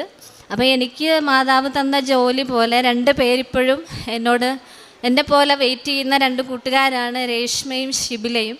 ഇവർക്ക് 2നും ഇവരുടെ നിയോഗമാണ് ഞാൻ പുതുക്കിയപ്പോൾ വെച്ചിരുന്നത്. അതും മാതാവ് എത്രയും വേഗം സാധിച്ചു നൽകണം എന്ന് ഞാൻ മാതാവിനോട് അപേക്ഷിക്കുകയാണ്. എല്ലാത്തിനും മാതാവ് തന്ന ഓരോ അനുഗ്രഹത്തിനും ഞാനും എൻ്റെ കുടുംബവും നന്ദി രേഖപ്പെടുത്തും. സങ്കീർത്തനം 145 18 മുതലുള്ള തിരുവചനങ്ങളിൽ തന്നെ വിളിച്ചപേക്ഷിക്കുന്നവർക്ക്, ഹൃദയ പരമാർത്ഥതയോടെ വിളിച്ചപേക്ഷിക്കുന്നവർക്ക് കർത്താവ് സമീപസ്ഥനാണ്. തൻ്റെ ഭക്തന്മാരുടെ ആഗ്രഹം അവിടുന്ന് സഫലമാക്കുന്നു. അവിടുന്ന് അവരുടെ നിലവിളി കേട്ട് അവരെ രക്ഷിക്കുന്നു. രശ്മി ബാബു സാക്ഷ്യങ്ങൾ വളരെ വ്യക്തമായിട്ട് ഈശോയോടും പങ്കുവെച്ചു. നാം ഇവിടെ നമ്മുടെ അനുഭവം പങ്കുവയ്ക്കുന്നത് കർത്താവിനോടാണ്. അതായത് മനുഷ്യരുടെ മുമ്പിൽ എന്നെ ഏറ്റുപറയുന്നവനെ സ്വർഗസ്ഥനായ പിതാവിൻ്റെ മുമ്പിൽ ഞാനും ഏറ്റുപറയും. ഈശോയോട് നമ്മുടെ ഹൃദയ വിചാര വികാരങ്ങൾ അൾത്താരയിൽ പങ്കുവയ്ക്കുന്നത് ദൈവാനുഭവം തന്നെയാണ് ഈ സാക്ഷ്യങ്ങൾ. അങ്ങനെ തൻ്റെ അമ്മയും ചേച്ചിയും ഒരുമിച്ച് രശ്മി ഇവിടെ പങ്കുവെച്ച സാക്ഷ്യത്തിൽ താൻ എത്ര വർഷമായി ഒരു ജോലി, സ്ഥിരമായ ഒരു വരുമാനം, തങ്ങളുടെ ജീവിതാവസ്ഥകൾ എങ്ങനെ 119:71 സങ്കീർത്തനം പറയുന്നുണ്ട്, ദുരിതങ്ങൾ എനിക്ക് ഉപകാരമായി, അവ മൂലം ഞാൻ അങ്ങയുടെ ചട്ടങ്ങൾ അഭ്യസിച്ചുവല്ലോ. ദുരിതങ്ങളിൽ നിന്ന് ഓടിപ്പോയി മറ്റ് ഏതെങ്കിലുമൊക്കെ രീതിയിൽ തങ്ങളുടെ ജീവിതം ഒരു നഷ്ടത്തിലേക്ക് പോകുന്ന സാഹചര്യങ്ങളിലേക്കല്ല, എന്നാൽ ജീവിക്കുന്ന ഈശോയും അമ്മയും തങ്ങളുടെ ജീവിതത്തെ കൈപിടിച്ചുയർത്തും. ആ ഒരു ബോധ്യത്തിൽ അമ്മയെ എങ്ങനെ ഏറ്റവും ആദരവോടെ അമ്മയെ സ്നേഹിക്കുന്നു, ഈശോയെ എത്രമാത്രം ഹൃദയത്തോട് ചേർത്ത് നിർത്തുന്നു, അതാണ് ഈ കുടുംബം ഇന്നിവിടെ വന്നു നിന്ന് പങ്കുവയ്ക്കുക. അമ്മ എങ്ങനെയാണ് തൻ്റെ സാന്നിധ്യം ഈ മക്കൾക്ക്, കുടുംബത്തിൽ ഇവരുടെ കൂടെ അമ്മയുണ്ട് എന്നുള്ളത് അമ്മ മനസ്സിലാക്കി കൊടുക്കുന്നത് ഇവർക്ക്. അങ്ങനെ തനിക്ക് ആരോടെയോ കളഞ്ഞു പോയ കാശ് രൂപം അതുമൂലം താൻ പരീക്ഷ എഴുതുകയും ഇൻ്റർവ്യൂ അറ്റൻഡ് ചെയ്യുകയും പാസ്സാവുകയും ഒക്കെ ചെയ്ത് വീണ്ടും നീണ്ട കാത്തിരിപ്പുകൾ. താൻ ചോദിച്ചത് ഒരു ഹൈസ്കൂൾ ടീച്ചറായിട്ടുള്ള സ്കൂൾ നിയമനമാണെങ്കിൽ തനിക്ക് ലഭിച്ചത് ഹയർ സെക്കൻഡറിയിൽ. അങ്ങനെ അമ്മ എടുത്തുയർത്തുകയാണ്. അതായത് 56:8 സങ്കീർത്തകൻ പറയുന്നുണ്ട്, അവിടുന്ന് എൻ്റെ അലച്ചിലുകൾ എണ്ണിയിട്ടുണ്ട്, എൻ്റെ കണ്ണീർ കണങ്ങൾ അവിടുന്ന് കുപ്പിയിൽ ശേഖരിച്ചിട്ടുണ്ട്, അത് അവിടുത്തെ പരിശുദ്ധ ഗ്രന്ഥത്തിലുണ്ടല്ലോ. ഇതൊക്കെ ഈ മകൾ ഇന്നിവിടെ പങ്കുവയ്ക്കുമ്പോൾ ഈ തിരുവചനങ്ങളൊക്കെയല്ലേ കർത്താവ് കൂടുതലായും നമുക്കും പറഞ്ഞു തരിക. അതായത് ഒന്നിനും നാം ഒരു നിരാശപ്പെടേണ്ട കാര്യമില്ല. ഈ മകൾ തന്നെ പറഞ്ഞ ദൈവവചനത്തിൽ മനുഷ്യന് അസാധ്യമായത് ദൈവത്തിന് സാധ്യമാണ്. അങ്ങനെ തൻ്റെ ജീവിതത്തിൽ തനിക്ക് കിട്ടിയ ജോലി, അമ്മ തന്ന ജോലി, അമ്മയെയാണ് അപ്പോയിൻമെൻ്റ് ഓർഡർ ആദ്യമേ കൊണ്ടുവന്ന് കാണിക്കുന്നത്. അമ്മയുടെ അനുഗ്രഹത്തോടെ ഈ മകൾ തൻ്റെ ഡ്യൂട്ടിയിലേക്ക് നാളെ പ്രവേശിക്കുമ്പോൾ തീർച്ചയായും അവിടെയും ക്രിസ്തുവാഹകയാകുവാൻ ഈ മകൾക്ക് കഴിയും. അതുതന്നെയാണ് ഇപ്പോഴും പറഞ്ഞത്. താൻ മൂലം എത്രയോ ഫ്രണ്ട്സ് അവർക്കൊക്കെ വേണ്ടി താൻ പ്രാർത്ഥിക്കുന്നുണ്ട്. അങ്ങനെ ക്രിസ്തുവിൻ്റെ ശിഷ്യരായി മാറുന്ന ഒരു സമൂഹം അതിന്ന് കൃപാസനത്തിലൂടെ വളരുകയാണ്. നമുക്കും നന്ദിയുള്ളവരാകാം. കരങ്ങളടിച്ച് ഈശോയ്ക്കും അമ്മയ്ക്കും നമുക്ക് നന്ദി പറയാം. പരിശുദ്ധ അമ്മയ്ക്കും തിരുക്കുമാരനും നന്ദി. എൻ്റെ പേര് നൈസി, ഞാൻ പാലക്കയത്ത് നിന്ന് വരുന്നു. ഞാൻ ജൂൺ 2023 19-ാം തീയതിയാണ് ഉടമ്പടി എടുക്കുന്നത്. അന്ന് ഞാൻ എൻ്റെ നാത്തൂൻ്റെ കൂടെ വെറുതെ വന്നതാണ് കൃപാസനത്തിലോട്ട്. അന്ന് എനിക്ക് വലിയ വിശ്വാസമൊന്നും ഉണ്ടായിരുന്നില്ല. ഇവിടെ വന്നു ഉടമ്പടി എടുത്തു. തിരിച്ചു പോയതിന് ശേഷം നേർച്ച വസ്തുക്കളൊക്കെ എങ്ങനെ ഉപയോഗിക്കണം അങ്ങനെയൊന്നും എനിക്ക് അന്ന് അറിയില്ലായിരുന്നു. പിന്നെ ഒരു 2-3 ദിവസം കഴിഞ്ഞപ്പോഴാണ് ശ്രദ്ധിക്കുന്നത്, കൊച്ചിൻ്റെ കാലിൽ ഒരു മുട്ടിൻ്റെ അവിടെ ഒരു മുഴ പോലെയും പിന്നെ നടക്കുമ്പോഴൊക്കെ ഭയങ്കര ബുദ്ധിമുട്ട്, ഒരു അസ്വാഭാവികത കണ്ടു. അപ്പം അങ്ങനെ കണ്ടു കഴിഞ്ഞപ്പം ആദ്യം ഞങ്ങൾ അറിയുന്ന ഒരു ഡോക്ടറെ അടുത്ത് ചോദിച്ചു. ഡോക്ടർ പറഞ്ഞത് നോക്കാം, നമുക്ക് ഒന്നെങ്കിൽ പീഡിയാട്രിക് ഡോക്ടറെ കാണിക്കാം, ചില പിള്ളേർക്ക് അങ്ങനെ ഉണ്ടാവും, അങ്ങനെയൊക്കെ പറഞ്ഞു. അപ്പം കൊച്ച് പഴയതുപോലെ തന്നെ വെച്ച് തന്നെ നടക്കുന്നത്. പക്ഷേ 1.5 വയസ്സ് ആയപ്പോഴാണ് ഇത് നടക്കുന്നത്. അതിന് മുന്നേ നന്നായി നടന്നിരുന്നായിരുന്നു കൊച്ച്. പിന്നെ ഡോക്ടർ പറഞ്ഞു ചിലപ്പം ഇങ്ങനെയൊക്കെ ഉണ്ടാകുമ്പം സർജറിയൊക്കെ വേണ്ടി വരും. അപ്പം ഞങ്ങൾ ഒരു പീഡിയാട്രിക് ഡോക്ടറെ കാണാൻ തീരുമാനിച്ചു. എന്നിട്ട് ആ ഡോക്ടർ ഇതേ അഭിപ്രായം തന്നെയാണ് പറഞ്ഞത്. എന്നിട്ട് ആ ഡോക്ടർ ഒരു പീഡിയാട്രിക് സർജനെ റെഫർ ചെയ്തു. അപ്പം ഞങ്ങൾക്ക് ആകെ വിഷമമായി. ഞങ്ങൾ വീട്ടിൽ ചെന്നിട്ട് വേറെ ഡോക്ടറെ ഒന്നും കാണിച്ചില്ല. വീട്ടിൽ ചെന്ന് ചേട്ടായുടെ അമ്മയോട് പറഞ്ഞു. അമ്മ മുന്നു മുതലേ ഉടമ്പടിയൊക്കെ എടുത്ത ആളാണ്. അപ്പം അമ്മയാണ് പിന്നെ വിശുദ്ധ തൈലം ഉപയോഗിച്ചിട്ട് അന്ന് മുതൽ കൊച്ചിൻ്റെ കാലിൽ വിശ്വാസ പ്രമാണം ചൊല്ലി പ്രാർത്ഥിക്കാൻ തുടങ്ങി. പിന്നെ ഞങ്ങൾ അങ്ങനെ ശ്രദ്ധിച്ചില്ല. 2-3-4 ദിവസം കഴിഞ്ഞപ്പം കൊച്ച് പഴയതുപോലെ തന്നെയായി. ആ നീര് കുറഞ്ഞു. അതിന് മുന്നേ ഞങ്ങൾ അളവൊക്കെ നോക്കിയായിരുന്നു കൊച്ചിൻ്റെ കാലിൽ. ഒരു കാലിന് മാത്രം നീട്ടക്കുറച്ചിലും കൂടുതലൊക്കെ ഉണ്ടായിരുന്നു. അതൊക്കെ ശരിയായി. കൊച്ച് പഴയതുപോലെയായി. അപ്പോഴാണ് എനിക്ക് മാതാവിനോടൊരു വിശ്വാസം, ഇവിടെ എന്തോ ഒരു ആത്മീയ ചൈതന്യം എനിക്കപ്പോൾ കിട്ടിയത്. അതിന് ശേഷം ഞാനും അതേപോലെ തന്നെ എന്തൊരു പ്രശ്നം ഉണ്ടായാലും പ്രാർത്ഥിക്കാനും വിശുദ്ധ തൈലം ഉപയോഗിക്കാനും അതുപയോഗിച്ച് പ്രാർത്ഥിക്കാനൊക്കെ ഞാൻ തുടങ്ങി. പിന്നെ അടുത്ത പുതുക്കലിന് ശേഷം ആദ്യത്തെ ഒരു നിയോഗമായിരുന്നു. പപ്പയ്ക്ക് തലവേദന ഉണ്ടായിരുന്നു ഇടയ്ക്കിടയ്ക്ക്, ചേട്ടായുടെ പപ്പയ്ക്ക്. എപ്പോഴും ഡോക്ടറെ കാണിച്ചാലും പറഞ്ഞിരുന്നത് അത് ചിലപ്പോൾ ഇയർ ബാലൻസിൻ്റെ പ്രശ്നമായിരിക്കും. എല്ലായിടത്തുനിന്നും ഒരേ ടൈപ്പ് മരുന്ന് തന്നെ തരിക, പക്ഷേ എന്തു കഴിച്ചിട്ടും ഒരു കുറവുണ്ടാവില്ല, നടക്കുമ്പോൾ തല ഇറങ്ങും, അങ്ങനെയൊക്കെ. പിന്നെ തീരെ വയ്യാണ്ടായപ്പോഴാണ് ഒരു ഡോക്ടറെ കാണിക്കാമെന്നൊക്കെ വിചാരിച്ചത്. അപ്പം ഞങ്ങൾ ഉടമ്പടി പുതുക്കിയതിന് ശേഷമാണ് ഇത്രയും വയ്യായിക കൂടിയത്. അപ്പം ഞങ്ങൾ വിചാരിച്ചു എന്ത് പറ്റി.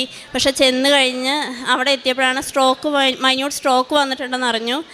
സ്ട്രോക്കിൻ്റെ ആ സ്കാൻ ചെയ്തപ്പോഴാണ് ഇത് നോക്കാൻ വേണ്ടി സ്കാൻ ചെയ്തപ്പോഴാണ് അറിഞ്ഞത് അന്യൂറിസം എന്നുള്ളൊരു പ്രശ്നമുണ്ടെന്ന്. ഒരു പക്ഷേ ആ സ്ട്രോക്ക് വന്നില്ലായിരുന്നെങ്കിൽ ഈ കാര്യം അറിയില്ലായിരുന്നു. കാരണം അന്യൂറിസത്തിന് യാതൊരു ലക്ഷണങ്ങളൊന്നും ഉണ്ടാവില്ല, അത് പൊട്ടിക്കഴിയുമ്പോഴേ നമ്മൾ അറിയുള്ളൂ. അപ്പോൾ അത് മാതാവിൻ്റെ വലിയൊരു അനുഗ്രഹത്തിൽ ആ പ്രശ്നം മാറിക്കിട്ടി. അതിനുള്ള ഒരുപാട് ലക്ഷം രൂപ ചിലവായിട്ടുണ്ട്. പക്ഷേ ആ പൈസയൊക്കെ നമുക്ക് എവിടുന്നാണ് ക്രമീകരിച്ച് കിട്ടിയെന്ന് അറിയില്ല. എല്ലാ രീതിയിലും ഒരുപാട് സഹായവും അങ്ങനെ ഡോക്ടർമാരാണെങ്കിലും കുറേ കുറവുകളൊക്കെ വന്നു. പിന്നെ അതിന് മുന്നേ ഏറ്റവും വലിയ അനുഗ്രഹം, ഞങ്ങൾ ഓപ്പറേഷൻ ചെയ്യാൻ പോകുന്നതിന് മുന്നേ അമ്മയ്ക്ക് ആഗ്രഹം ഉണ്ടായിരുന്നു അച്ഛനെ കൊണ്ട് അനുഗ്രഹം വാങ്ങിച്ചിട്ട് പോകണമെന്ന്. പക്ഷേ ഡേറ്റ് തന്നിരുന്നത് നേരത്തെ തന്നെ ഡേറ്റ് തന്നു, എമർജൻസി ആണെന്നൊക്കെ പറഞ്ഞിട്ട്. പക്ഷെ മാതാവിൻ്റെ അനുഗ്രഹം കൊണ്ട് അത് എക്സ്റ്റെൻഡ് ചെയ്തപ്പം പപ്പയ്ക്ക് വന്ന് ഇവിടുന്ന് അച്ഛൻ്റെ അടുത്ത് നിന്ന് കാശ് രൂപമൊക്കെ മേടിച്ചിട്ട് പോകാൻ സാധിച്ചു. അങ്ങനെ പിന്നെ അത് മാത്രമല്ല, എല്ലാ ദിവസവും ഈ കാര്യം അറിഞ്ഞപ്പോൾ മുതൽ എല്ലാ ദിവസവും ഞങ്ങൾ 3 പേര് ഉടമ്പടി എടുത്തവരാണ്. ഞങ്ങളെന്നും രാത്രി പ്രാർത്ഥനയ്ക്ക് ശേഷം പപ്പയുടെ തലയിൽ തൈലം തൂത്ത് പ്രാർത്ഥിക്കുകയും വിശ്വാസ പ്രമാണം ചെല്ലുകയും ചെയ്യുമായിരുന്നു. ഞങ്ങൾക്ക് 15 വർഷത്തോളമായിട്ട് നഷ്ടപ്പെട്ട ഒരു രേഖയുണ്ടായിരുന്നു. ഒരു പറമ്പിൻ്റെ ആധാരമായിരുന്നു. അത് നടപടിക്രമങ്ങളെല്ലാം കഴിഞ്ഞതായിരുന്നു. പക്ഷേ 15 വർഷത്തോളമായിട്ട് ഞങ്ങൾക്കത് ലഭിച്ചിട്ടുണ്ടായിരുന്നില്ല. അപ്പോൾ അത് ഇനി കിട്ടാൻ സാധ്യതയില്ല എന്ന് തന്നെ വിചാരിച്ചിരുന്നതായിരുന്നു. ഞങ്ങൾ ഉടമ്പടി പുതുക്കിയപ്പോൾ ആ കാര്യം നിയോഗമായിട്ട് വെച്ചു. ഇവിടെ നിന്ന് വീട്ടിൽ ചെന്ന് 3-ാം ദിവസം ബാങ്കിൽ നിന്ന് വിളിച്ചു പറഞ്ഞു, നിങ്ങളുടെ നഷ്ടപ്പെട്ടു എന്ന് വിചാരിച്ച ആ രേഖ തിരിച്ചു കിട്ടിയിട്ടുണ്ടെന്ന്. അങ്ങനെ ഒരിക്കലും ലഭിക്കില്ല എന്ന് വിചാരിച്ചിരുന്നതായിരുന്നു ആ രേഖ. അത് ഞങ്ങൾക്ക് വീണ്ടും കിട്ടി. പിന്നെ ഉടമ്പടി എടുത്തതിന് ശേഷം എനിക്കൊരു മാറ്റം ഉണ്ടായെന്ന് വെച്ചാൽ എനിക്ക് പെട്ടെന്ന് സങ്കടം വരുമായിരുന്നു. അതിലൊരു വലിയൊരു മാറ്റം ഉണ്ടായി. ചെറിയ ചെറിയ കാര്യങ്ങളൊക്കെ പിണങ്ങുക, അങ്ങനത്തെ ഒരു വലിയ പ്രശ്നം ഉണ്ടായിരുന്നു. അതിലൊക്കെ ഒരു വലിയൊരു മാറ്റം ഉണ്ടായി. പിന്നെ അതുപോലെ തന്നെ ആത്മീയ കാര്യങ്ങളാണെങ്കിലും എന്നും പള്ളിയിൽ പോകുമൊന്നുമില്ല, ഞായറാഴ്ച മാത്രമേ പള്ളിയിൽ പോവുള്ളായിരുന്നു. അതിലൊരു മാറ്റം ഉണ്ടായി. കുമ്പസാരം അത് 2 ആഴ്ച കൂടുമ്പോൾ അല്ലെങ്കിൽ 1 മാസം കൂടുമ്പോൾ കുമ്പസാരിക്കാൻ പറ്റുന്നുണ്ട് ഇപ്പോൾ. പിന്നെ പ്രേക്ഷിത പ്രവർത്തനമായിട്ട് ഞാൻ ചെയ്യുന്നത്, ഞങ്ങൾ പത്രം ഇവിടുന്ന് കൊണ്ടുവന്ന പത്രം ഞാൻ ജോലി ചെയ്യുന്ന സ്ഥലത്ത് വരുന്നവർക്കൊക്കെ കൊടുക്കും. പിന്നെ പള്ളിയിൽ വരുന്നവർക്ക് കൊടുക്കും. പിന്നെ കാണുന്നവർക്കൊക്കെ കൊച്ചിൻ്റെ കാര്യം പറഞ്ഞ് കൊടുക്കാറുണ്ട്. പിന്നെ കാരുണ്യപ്രവൃത്തിയായിട്ട് ഞങ്ങൾ ചെയ്യാറുള്ളത്, ഞങ്ങളുടെ അടുത്തുള്ള 2 ഓർഫനേജിൽ പറ്റുന്ന ചെറിയ സഹായവും പിന്നെ അവിടുത്തെ അമ്മമാരെ കാണുകയും വർത്തമാനം പറയുകയും പിന്നെ ചെറിയ ചെറിയ സഹായങ്ങളൊക്കെ വേണ്ടതൊക്കെ ചെയ്തു കൊടുക്കും. പിന്നെ ഭക്ഷണ സാധനങ്ങൾ എന്തെങ്കിലും വേണമെങ്കിൽ അത് പൈസയായിട്ടും അങ്ങനെയൊക്കെ കൊടുക്കാറുണ്ട്. പിന്നെ റെയിൽവേ സ്റ്റേഷനിൽ പോയിട്ട് 1-2 പ്രാവശ്യം ഞങ്ങൾക്ക് പൊതിച്ചോറ് കൊടുക്കാൻ സാധിച്ചു. അങ്ങനെ ഉടമ്പടി എടുത്തത് പിന്നെ ഒരുപാട് മാറ്റങ്ങൾ ഞാനല്ലാത്ത പോലെയായി. മാതാവിനും ദൈവത്തിരുകുമാരനും 1000 നന്ദി. ഈശോയ്ക്ക് 1000 നന്ദി പറയുന്നു. പെട്ടെന്ന് അറിഞ്ഞു കഴിഞ്ഞപ്പം എന്ത് ചെയ്യണമെന്ന് എനിക്കൊന്നും അറിയില്ലായിരുന്നു. സാമ്പത്തിക പ്രശ്നം ഉണ്ടായിരുന്നു. എല്ലാ കാര്യങ്ങളും പെട്ടെന്ന് തന്നെ ക്രമീകരിച്ച് ഓപ്പറേഷൻ നടത്താനും അങ്ങനെ സൗഖ്യം കിട്ടി. ഇപ്പം ഇങ്ങനെ ജീവിച്ച് ഇവിടെ വന്ന് മാതാവിൻ്റെ മുന്നേ നിൽക്കാനും അനുഗ്രഹിച്ചതിന് ദൈവത്തിന്, ഈശോയ്ക്ക്, മാതാവിനും 1000 നന്ദി. യെശയ്യാ 41:13 നിൻ്റെ ദൈവവും കർത്താവുമായ ഞാൻ നിൻ്റെ വലതുകരം പിടിച്ചിരിക്കുന്നു. ഞാനാണ് പറയുന്നത്, ഭയപ്പെടേണ്ട, ഞാൻ നിന്നെ സഹായിക്കും. നൈസി കാതറിൻ എന്ന ഈ സഹോദരിയും കുടുംബവും വലിയ സന്തോഷത്തോടെ കുടുംബത്തിൽ ഓരോരുത്തർക്കും ലഭിച്ച ദൈവിക ഇടപെടലുകളെ, പരിശുദ്ധ കൃപാസന മാതാവിലൂടെ ലഭിച്ച അനുഗ്രഹങ്ങളെ ഈ അൾത്താരയിൽ സാക്ഷ്യപ്പെടുത്തുകയാണ്. മകൾ തുടക്കത്തിൽ തന്നെ കൺഫെഷൻ പോലെ പറയുന്നുണ്ട്, ഉടമ്പടി എടുക്കുമ്പോൾ വലിയ വിശ്വാസമൊന്നുമില്ലായിരുന്നു. കൂടെ വന്ന് എടുത്തുകൊണ്ടുപോയി ഉടമ്പടിയുടെ പ്രാർത്ഥന ചൊല്ലുവാനോ നേർച്ച വസ്തുക്കൾ ഉപയോഗിക്കുവാനോ പറഞ്ഞത് പ്രകാരം ജപിക്കുവാനോ ഒന്നും ഞാൻ ശ്രദ്ധിച്ചിരുന്നില്ല. ഉടമ്പടി എടുത്തു പോയി എന്ന് മാത്രമേ ഉള്ളൂ. അതൊരു സംശയം ഉണ്ടായിരുന്നു പോലും. ഉടമ്പടി എടുക്കണോ വേണ്ടേ, വല്ല ഫലവുമുണ്ടോ എന്ന സംശയത്തിലൊക്കെയാണ് ഉടമ്പടി ജീവിതത്തിലേക്ക് കടന്നു വരുന്നത്. എന്നാൽ മകൾ പറയുന്നു, മകൻ്റെ കാലിന് വന്നു തുടങ്ങിയ വളവ് വളരെ പെട്ടെന്ന് ഉടമ്പടിയിലേക്ക് ചേർന്ന് നിൽക്കുവാൻ സഹോദരിയെ സഹായിച്ചുവെന്ന്. മകൻ്റെ ഒരു കാല് വല്ലാതെ വളഞ്ഞു വരുന്നു, നന്നായി നടക്കുവാനാവാത്ത പ്രയാസം വരുന്നു, കുഞ്ഞിൻ്റെ ക്ലേശങ്ങൾ എന്ത് ചെയ്യണമെന്നറിയാതെ ഇങ്ങനെ വിഷമിക്കുന്നു. ഡോക്ടർമാർ പല കാര്യങ്ങൾ പറയുന്നു. ആ നാളുകളിലാണ് ഉടമ്പടി തൈലം ഉപയോഗിച്ച് കുഞ്ഞിൻ്റെ കാലിൽ പുരട്ടി വിശ്വാസ പ്രമാണം ചൊല്ലി കുരിശടയാളം വരച്ച് അമ്മ മാതാവിന് ആ നിയോഗത്തെ സമർപ്പിച്ചു കൊണ്ടിരുന്നത്. മറ്റൊരു ചികിത്സയുമില്ലാതെ ഉടമ്പടി തൈലത്തിൻ്റെ പൂശലിലൂടെയും പ്രാർത്ഥനയിലൂടെയും മാത്രം കുഞ്ഞിൻ്റെ കാല് നിവർന്നതും കാലിനൊരു ആരോഗ്യ വിഷയമില്ലാതെ കുഞ്ഞിന് നടക്കുവാൻ, ഓടിച്ചാടി നടക്കുവാൻ സാധിച്ചതുമാണ് ഈ ഉടമ്പടി ജീവിതത്തെക്കുറിച്ച് സ്നേഹമുണ്ടാകുവാൻ, വിശ്വാസമുണ്ടാകുവാൻ, ഇതിൽ ഉറച്ചു നിന്ന് ജീവിക്കുവാൻ കാരണമായതെന്ന് മകൾ സാക്ഷ്യപ്പെടുത്തുകയാണ്. രണ്ടാമത്തത് സൂചിപ്പിച്ചത് അപ്പച്ചനും എന്ന സ്ട്രോക്കാണ്. വളരെ അവിചാരിതമായുണ്ടായൊരു സ്ട്രോക്ക്. കുടുംബമാകെ ഒന്ന് ഉലഞ്ഞുപോയ അവസരം, പ്രത്യേകിച്ച് എന്തായി തീരുമെന്നറിയാതെ ഗുരുതരാവസ്ഥയിലേക്ക് മാറുന്ന സാഹചര്യങ്ങൾ. അപ്പോഴൊക്കെയും ഉടമ്പടി തൈലം പൂശി പ്രാർത്ഥിക്കുകയും അത് എന്തെന്ന് ശരിയായ കാര്യങ്ങൾ കണ്ടെത്തുവാനും അത് ഓപ്പറേഷനിലൂടെ പൂർണ്ണമായി നീക്കിയെടുക്കുവാനും ശരീരത്തിന് തളർച്ചയൊന്നും ബാധിക്കാതെ ആരോഗ്യത്തോടെ ജീവിതത്തെ മുന്നോട്ട് കൊണ്ടുപോകുവാനുള്ള അനുഗ്രഹം അമ്മ മാതാവിൽ ആശ്രയിച്ചുള്ള ഉടമ്പടി ജീവിതത്തിലൂടെ ലഭിച്ചു. അത് ഉടമ്പടി തൈലം പൂശിയുള്ള പ്രാർത്ഥനകൾ, കുരിശടയാളം വരച്ച വിശ്വാസ പ്രമാണം ചൊല്ലിയത് ആ തളർച്ചയുള്ള കാലത്ത് ആരോഗ്യം വീണ്ടെടുക്കുവാൻ ഒത്തിരി സഹായിച്ചുവെന്ന് സാക്ഷ്യപ്പെടുത്തുന്നു. മൂന്നാമത് സൂചിപ്പിച്ചത് ആധാരം നഷ്ടപ്പെട്ട വിഷയമാണ്. ബാങ്കിൽ വെച്ചതാണ്, അവിടുന്ന് അത് കാണാതാവുന്നു. 15 വർഷത്തിലേറെയായ ഒരു കാര്യം പലതവണ അന്വേഷിച്ച് എന്നിട്ട് ലഭിക്കുന്നില്ല. അതും ഉടമ്പടി നിയോഗത്തിൽ എഴുതി വെച്ച് സമർപ്പിച്ച് പ്രാർത്ഥിക്കുന്നു. നഷ്ടപ്പെട്ടത് തിരികെ കിട്ടുന്നതിന് വേണ്ടിയുള്ള പ്രാർത്ഥനയാണ്. ബാങ്കുകാർ ഒരു തരത്തിലും അത് എവിടെയെങ്കിലും ഉണ്ടെന്നോ നോക്കട്ടെന്നോ ഒരു സൂചനയും പറയാതിരുന്ന നാളുകളിൽ അമ്മയുടെ കരങ്ങളിൽ നിയോഗം എഴുതി കൊടുത്ത് വീട്ടിൽ ചെല്ലുമ്പോൾ 3 ദിവസം കഴിയുമ്പോൾ ബാങ്കിൽ നിന്ന് വീട്ടിലേക്ക് വിളിച്ചിട്ട് ആധാരം ഇവിടെ ഉണ്ടെന്നും വന്ന് കൈപ്പറ്റുക എന്ന സന്ദേശം കൈമാറുന്നു. പ്രിയമുള്ളവരെ, നമ്മുടെ ജീവിതത്തിൻ്റെ വ്യത്യസ്തമായ ഏതൊരു അവസരത്തിലും അമ്മ മാതാവിലേക്ക് ഏൽപ്പിച്ചു കൊടുക്കുന്നൊരു നിയോഗത്തെ കാനായിലെ വിവാഹ വിരുന്നിലെ അത്ഭുതം നടത്തിയ അതേ ചൈതന്യത്തോടെ അമ്മ മാതാവിൻ്റെ സന്നിധിയിലേക്ക് എത്തുന്ന ഏതൊരു വിഷയത്തെയും അതതിൻ്റെ ഗൗരവത്തിൽ തിരുക്കുമാറിന് കൊടുത്തുകൊണ്ട് നമ്മുടെ കുടുംബത്തിനും ജീവിതത്തിനും അനുഗ്രഹമാകും വിധം അത് മാറ്റിത്തരുന്നതാണ് ഈ കുടുംബത്തിൻ്റെ സാക്ഷ്യത്തിൽ പങ്കുവയ്ക്കുന്നത്. വിശ്വാസമില്ലായ്മയിലും ഉടമ്പടി എടുത്തതുകൊണ്ട് അച്ഛൻ പറയും ടോക്കൺ അഡ്വാൻസ് ആണെന്ന്. ടോക്കൺ അഡ്വാൻസ് പോലെ ആദ്യത്തെ അനുഗ്രഹം കൊടുക്കുന്നു. വിശ്വാസമില്ലായ്മയിലാണ് ഉടമ്പടി ജീവിച്ചു തുടങ്ങിയതെങ്കിലും അമ്മ മാതാവ് ആ വിശ്വാസത്തിലേക്ക് ആഴപ്പെട്ട് നിൽക്കുവാൻ, നന്നായി ഉടമ്പടി ജീവിക്കുന്നതിന് വേണ്ടി മകൻ്റെ കാലിലുണ്ടായ വളവ് വേഗത്തിൽ നിവർത്തിക്കൊണ്ട് പൂർണ്ണമായ ആരോഗ്യം നൽകി സഹായിക്കുന്നു. നഷ്ടപ്പെട്ടുവെന്ന് കരുതി മറ്റെന്തെങ്കിലും വഴി തേടണമെന്ന് കരുതിയ ആധാരം 3 ദിവസം കൊണ്ട് കണ്ടെത്തുവാനായിട്ട് ഉടമ്പടിയിലൂടെ കുടുംബത്തിന് സാധിക്കുന്നുവെന്ന്. നമുക്കിത് മാനുഷികമായ വിചാരങ്ങളിൽ ഇതെങ്ങനെ എന്ന ചോദ്യമുണ്ടാകുമെങ്കിലും ദൈവത്തിനൊന്നും അസാധ്യമല്ല എന്നവിടുത്തെ വചനത്തിൽ ആശ്രയിച്ച് വിശ്വസിച്ച് പ്രാർത്ഥിക്കുന്നവർക്ക് ദൈവകരങ്ങളിൽ നിന്ന് ഏതൊരു അനുഭവവും ഇന്നും ജീവിക്കുന്ന ദൈവത്തിൽ നിന്ന് സാധ്യമാണെന്ന് ഈ കുടുംബം സാക്ഷ്യപ്പെടുത്തുകയാണ്. സന്തോഷത്തോടെ നന്ദിപൂർവം അമ്മ മാതാവിനും തിരുക്കുമാരനും കരങ്ങളടിച്ച് നന്ദി പറഞ്ഞ് ഈ സാക്ഷ്യത്തെ നമുക്ക് സമർപ്പിക്കാം. ആൾത്താരകൾ സാക്ഷ്യം പറയുവാൻ അനുവദിച്ച പരിശുദ്ധ അമ്മയ്ക്കും തിരുക്കുമാരനും 1000 നന്ദി പറയുന്നു. എൻ്റെ പേര് ജയശ്രീ. ഞാൻ പാനൂരിൽ നിന്ന് വരുന്നു. ഇതെൻ്റെ സഹോദര ഭാര്യയാണ്. ഇതെൻ്റെ മോൾ ഇതൾ.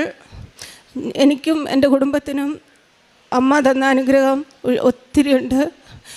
അത് ഞാൻ അമ്മയോട് കടപ്പെട്ടിരിക്കുന്നു. എൻ്റെ 3ാമത്തെ മോളാണിത്. എനിക്ക് 2 ആൺമക്കളും കൂടി ഉണ്ട്. എൻ്റെ ഈ മോളെ പ്രഗ്നൻ്റായ സമയത്ത് 2ാം മാസത്തിൽ സ്കാൻ ചെയ്യണമെന്ന് ഡോക്ടർ പറഞ്ഞു. ഞാൻ സ്കാൻ ചെയ്തു കഴിഞ്ഞപ്പം ഡോക്ടർ പറഞ്ഞു യൂട്രസിലൊരു മുഴയുണ്ട്. അപ്പോൾ ഞങ്ങൾക്ക് പേടിയായി, എന്ത് ചെയ്യും, ഇതെടുക്കേണ്ടി വരുമോ എന്നൊക്കെ ഓർത്ത് പേടിയായിരുന്നു. അപ്പോൾ എൻ്റെ സഹോദര ഭാര്യ എന്നോട് പറഞ്ഞു, പേടിക്കൊന്നും വേണ്ട, ഞാൻ മാതാവിൻ്റെ ഉപ്പും തേനും എല്ലാം തരാൻ, പ്രാർത്ഥിച്ചാൽ മതി എന്ന് പറഞ്ഞു. അങ്ങനെ ഞാൻ എല്ലാ ദിവസവും പ്രാർത്ഥിക്കുമായിരുന്നു മാതാവിനോട്. അങ്ങനെ പ്രാർത്ഥിച്ചതിൻ്റെ ഫലമായിട്ട് എനിക്ക് 4ാമത്തെ മാസമായപ്പോഴത്തേനും ഒരു വല്ലാത്ത വേദന വന്നു. 4-5 ദിവസം വേദനയുണ്ടായിരുന്നു. അങ്ങനെ ഡോക്ടറെ കാണിച്ചപ്പോൾ പറഞ്ഞു ഈ മുഴയുടെയാണ്, പേടിക്കണ്ട. അപ്പോഴും ഞാൻ ഡോക്ടറോട് ചോദിച്ച് കുട്ടിക്ക് എന്തെങ്കിലും കുഴപ്പമുണ്ടാവുമോ, ഇതെടുക്കേണ്ടി വരുമോ എന്നൊരു ഡോക്ടർ പറഞ്ഞു നീ പേടിക്കണ്ട, ഒരു കുഴപ്പം ഉണ്ടാകില്ല, നീ പറ്റുന്നത്രയും മുന്നോട്ട് പോകാം എന്ന് പറഞ്ഞു. അങ്ങനെ 7ാം മാസമായി.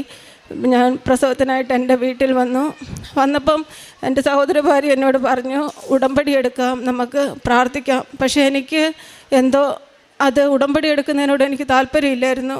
ഞാൻ പ്രാർത്ഥിക്കും, പക്ഷേ ഉടമ്പടി എന്താണെന്നോ മാതാവ് എന്താണെന്നോ ഒന്നും എനിക്കറിയില്ലായിരുന്നു. അങ്ങനെ ആശുപത്രി ചെന്നു. പ്രസവത്തിൻ്റെ സമയമായപ്പോൾ ഡോക്ടർ പറഞ്ഞു ഒത്തിരി റിസ്ക് ഉണ്ട്. ഒന്നാമത് എനിക്ക് ഈ മുഴ 8 സെൻറ്റിമീറ്റർ ഉണ്ട്, പിന്നെ എനിക്ക് 8 സെൻറ്റിമീറ്റർ ഉണ്ട്, പിന്നെ എനിക്ക് ആ മരുന്നെല്ലാം അലർജിയാണ്. എൻ്റെ സിസേറിയൻ ചെയ്യാനുള്ള ഒരു മരുന്ന് പോലും, വേദനയുടെ ഒരു മരുന്ന് പോലും എനിക്ക് തരാൻ പറ്റില്ല. ഭയങ്കര റിസ്ക്കാണ്. ICUവിൽ വെൻറ്റിലേറ്റർ വരെ സജ്ജമാക്കണം, അല്ലെങ്കിൽ മരവിപ്പ് അനസ്തേഷ്യ തരുമ്പോൾ വലിയ റിസ്ക്കാണ് എന്നൊക്കെ പറഞ്ഞു. അന്നേരം ഒന്നും എനിക്ക് എന്തോ മനസ്സിലൊരു പേടി തോന്നിയില്ല. എന്നിട്ട് ഞാൻ പ്രാർത്ഥിച്ചു മാതാവിനോട്. എന്നിട്ട് ഞാൻ ഉടമ്പടി എടുത്തിട്ടില്ല, എങ്കിലും ഞാൻ പ്രാർത്ഥിച്ചു കഴിഞ്ഞ് കണ്ണടിക്കുമ്പോഴെല്ലാം മാതാവിൻ്റെ മുഖമാണ് എൻ്റെ മനസ്സിൽ.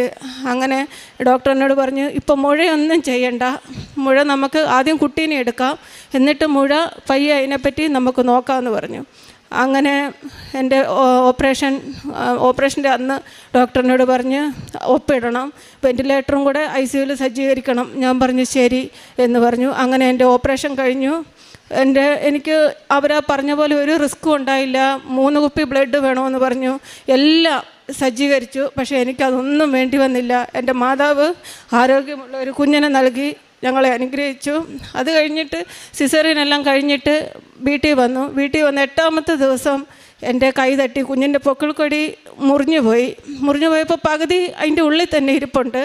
അപ്പോൾ എനിക്ക് പേടിയായി. ഡോക്ടറെ കാണിച്ച് ഡോക്ടർ പറഞ്ഞു ഉപ്പിട്ടാൽ അതങ്ങ് കൊഴിഞ്ഞു പൊക്കോളൂ എന്ന് പറഞ്ഞു. അല്ലെങ്കിൽ പിന്നെ ഈ തെങ്ങിനൊക്കെ അടിക്കുന്ന തുരിശ് അതാണ് ഇടുന്നത്, അതെല്ലാവർക്കും പേടിയായതുകൊണ്ട് അത് വേണ്ട, ഉപ്പിട്ടാൽ മതി എന്ന് പറഞ്ഞു. അങ്ങനെ ഞങ്ങൾ ഉപ്പ് 50 ദിവസം ഉപ്പിട്ട്, എന്നിട്ടും എൻ്റെ മോളുടെ പൊക്കിൾ കരിയുന്നില്ല. അപ്പോഴും എൻ്റെ സഹോദര ഭാര്യ എന്നോട് പറഞ്ഞു ഉടമ്പടി എടുക്കാം, അല്ലെങ്കിൽ ഓൺലൈൻ ഉടമ്പടി ആയാലും എടുക്ക്, എന്നിട്ട് നമുക്ക് പിന്നെ തീർത്ഥാടന ഉടമ്പടി എടുക്കാം എന്ന് പറഞ്ഞു. എന്നിട്ടും എൻ്റെ മനസ്സ് ഉടമ്പടിയിലോട്ട് വന്നിട്ടില്ല. അത് കഴിഞ്ഞിട്ട് ഡോക്ടർ പറഞ്ഞു ഇനി, ഞാൻ ഡോക്ടറോട് ചോദിച്ചു എന്ത് ചെയ്യും, എൻ്റെ മോളുടെ പൊക്കിൾ 50 ദിവസമായിട്ടും കരിയുന്നില്ല, എനിക്ക് എൻ്റെ മോളെ കുളിപ്പിക്കാൻ പോലും പറ്റുന്നില്ല, എന്ത് ചെയ്യും?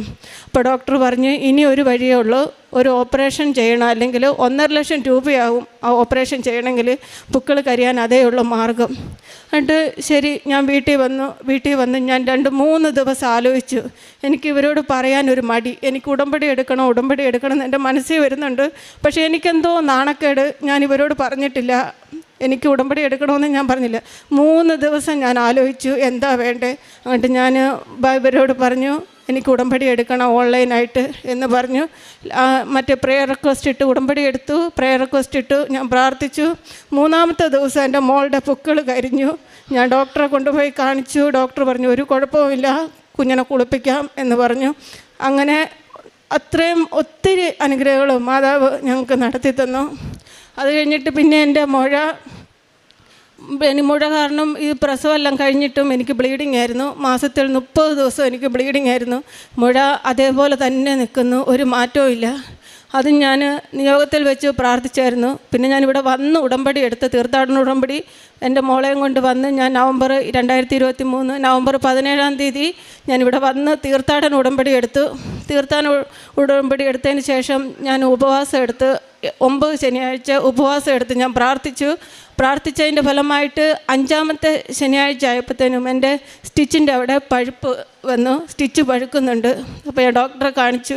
ഡോക്ടർ പറഞ്ഞു അത് ആ സ്റ്റിച്ച് കുറച്ച് അതിൻ്റെ ഉള്ളിലിരിപ്പുണ്ട്, അതുകൊണ്ടാണ്. എല്ലാവർക്കും അത് ഉള്ളിൽ നിന്ന് തന്നെ കരിഞ്ഞു പോകേണ്ടതാണ്, പക്ഷേ എന്തോ നിർഭാഗ്യവശാൽ എനിക്കത് ആയിട്ടില്ല എന്ന് പറഞ്ഞു. ഞാൻ മാതാവിനോട് 9 ശനിയാഴ്ച ഉപവാസം എടുത്ത് പ്രാർത്ഥിച്ചു. 5-ാമത്തെ ശനിയാഴ്ച ഞാൻ കാണിക്കാൻ പോയി ഡോക്ടറെ. അപ്പോൾ ഡോക്ടർ പറഞ്ഞു അതിപ്പം നമുക്കൊന്നും ചെയ്യണ്ട, എനിക്ക് അലർജിയൊക്കെ ഉള്ളതുകൊണ്ട് ഓപ്പറേഷൻ ചെയ്യാനായിട്ട് ഇനി അത് കീറിയെടുക്കണമെങ്കിൽ വലിയ ബുദ്ധിമുട്ടാണ്, പോരാത്തതിന് മരുന്നല്ല അലർജി. അങ്ങനെ അത് അവിടെ നിന്നു. 3-4 മാസമായിട്ട് അതിങ്ങനെ പഴുക്കുന്നുണ്ടായിരുന്നു. അപ്പോൾ അങ്ങനെ നോക്കുമ്പോൾ എൻ്റെ മുഴ സ്കാൻ ചെയ്ത് നോക്കുമ്പം അത് 8 സെൻറ്റിമീറ്റർ നിന്നത് 4 സെൻറ്റിമീറ്ററായിട്ട് അത് കുറഞ്ഞിട്ടുണ്ട്. അത് മാതാവിൻ്റെ അനുഗ്രഹം കൊണ്ട് മാത്രമാണ്, അല്ലാണ്ട് ഞാനിതിന് വേറെ മരുന്നോ ഒന്നും ഞാൻ കഴിച്ചിട്ടില്ല. മുഴയ്ക്ക് വേണ്ടിയിട്ട് ചുരുങ്ങാനോ ഒന്നും ചെയ്തിട്ടില്ല. മുഴ ഞാൻ ഡോക്ടറെ കാണിച്ചപ്പോൾ ഡോക്ടർ പറഞ്ഞത് കാലിൻ്റെ ഞരമ്പ് വഴി ഒരു ട്യൂബ് കടത്തി വിട്ടിട്ടുള്ളൊരു ഓപ്പറേഷനുണ്ട്, അതിന് 1.5 ലക്ഷം രൂപ ചിലവാകും എന്നാണ് ഡോക്ടർ പറഞ്ഞത്. പക്ഷേ നമുക്കത്രയും സാമ്പത്തികമായിട്ട് ഇല്ലാത്തതുകൊണ്ട് ഞാൻ മാതാവിൽ ഉറച്ച് വിശ്വസിച്ചു, പ്രാർത്ഥിച്ചു. ഇപ്പോൾ കഴിഞ്ഞ ആഴ്ച ഞാൻ ചെന്ന് എൻ്റെ മുഴ അത് പരിശോധിക്കുമ്പോൾ 1 സെൻറ്റിമീറ്ററായിട്ട് അത് കുറഞ്ഞിട്ടുണ്ട്. അത് മാതാവിൻ്റെ വലിയ അനുഗ്രഹമാണ്.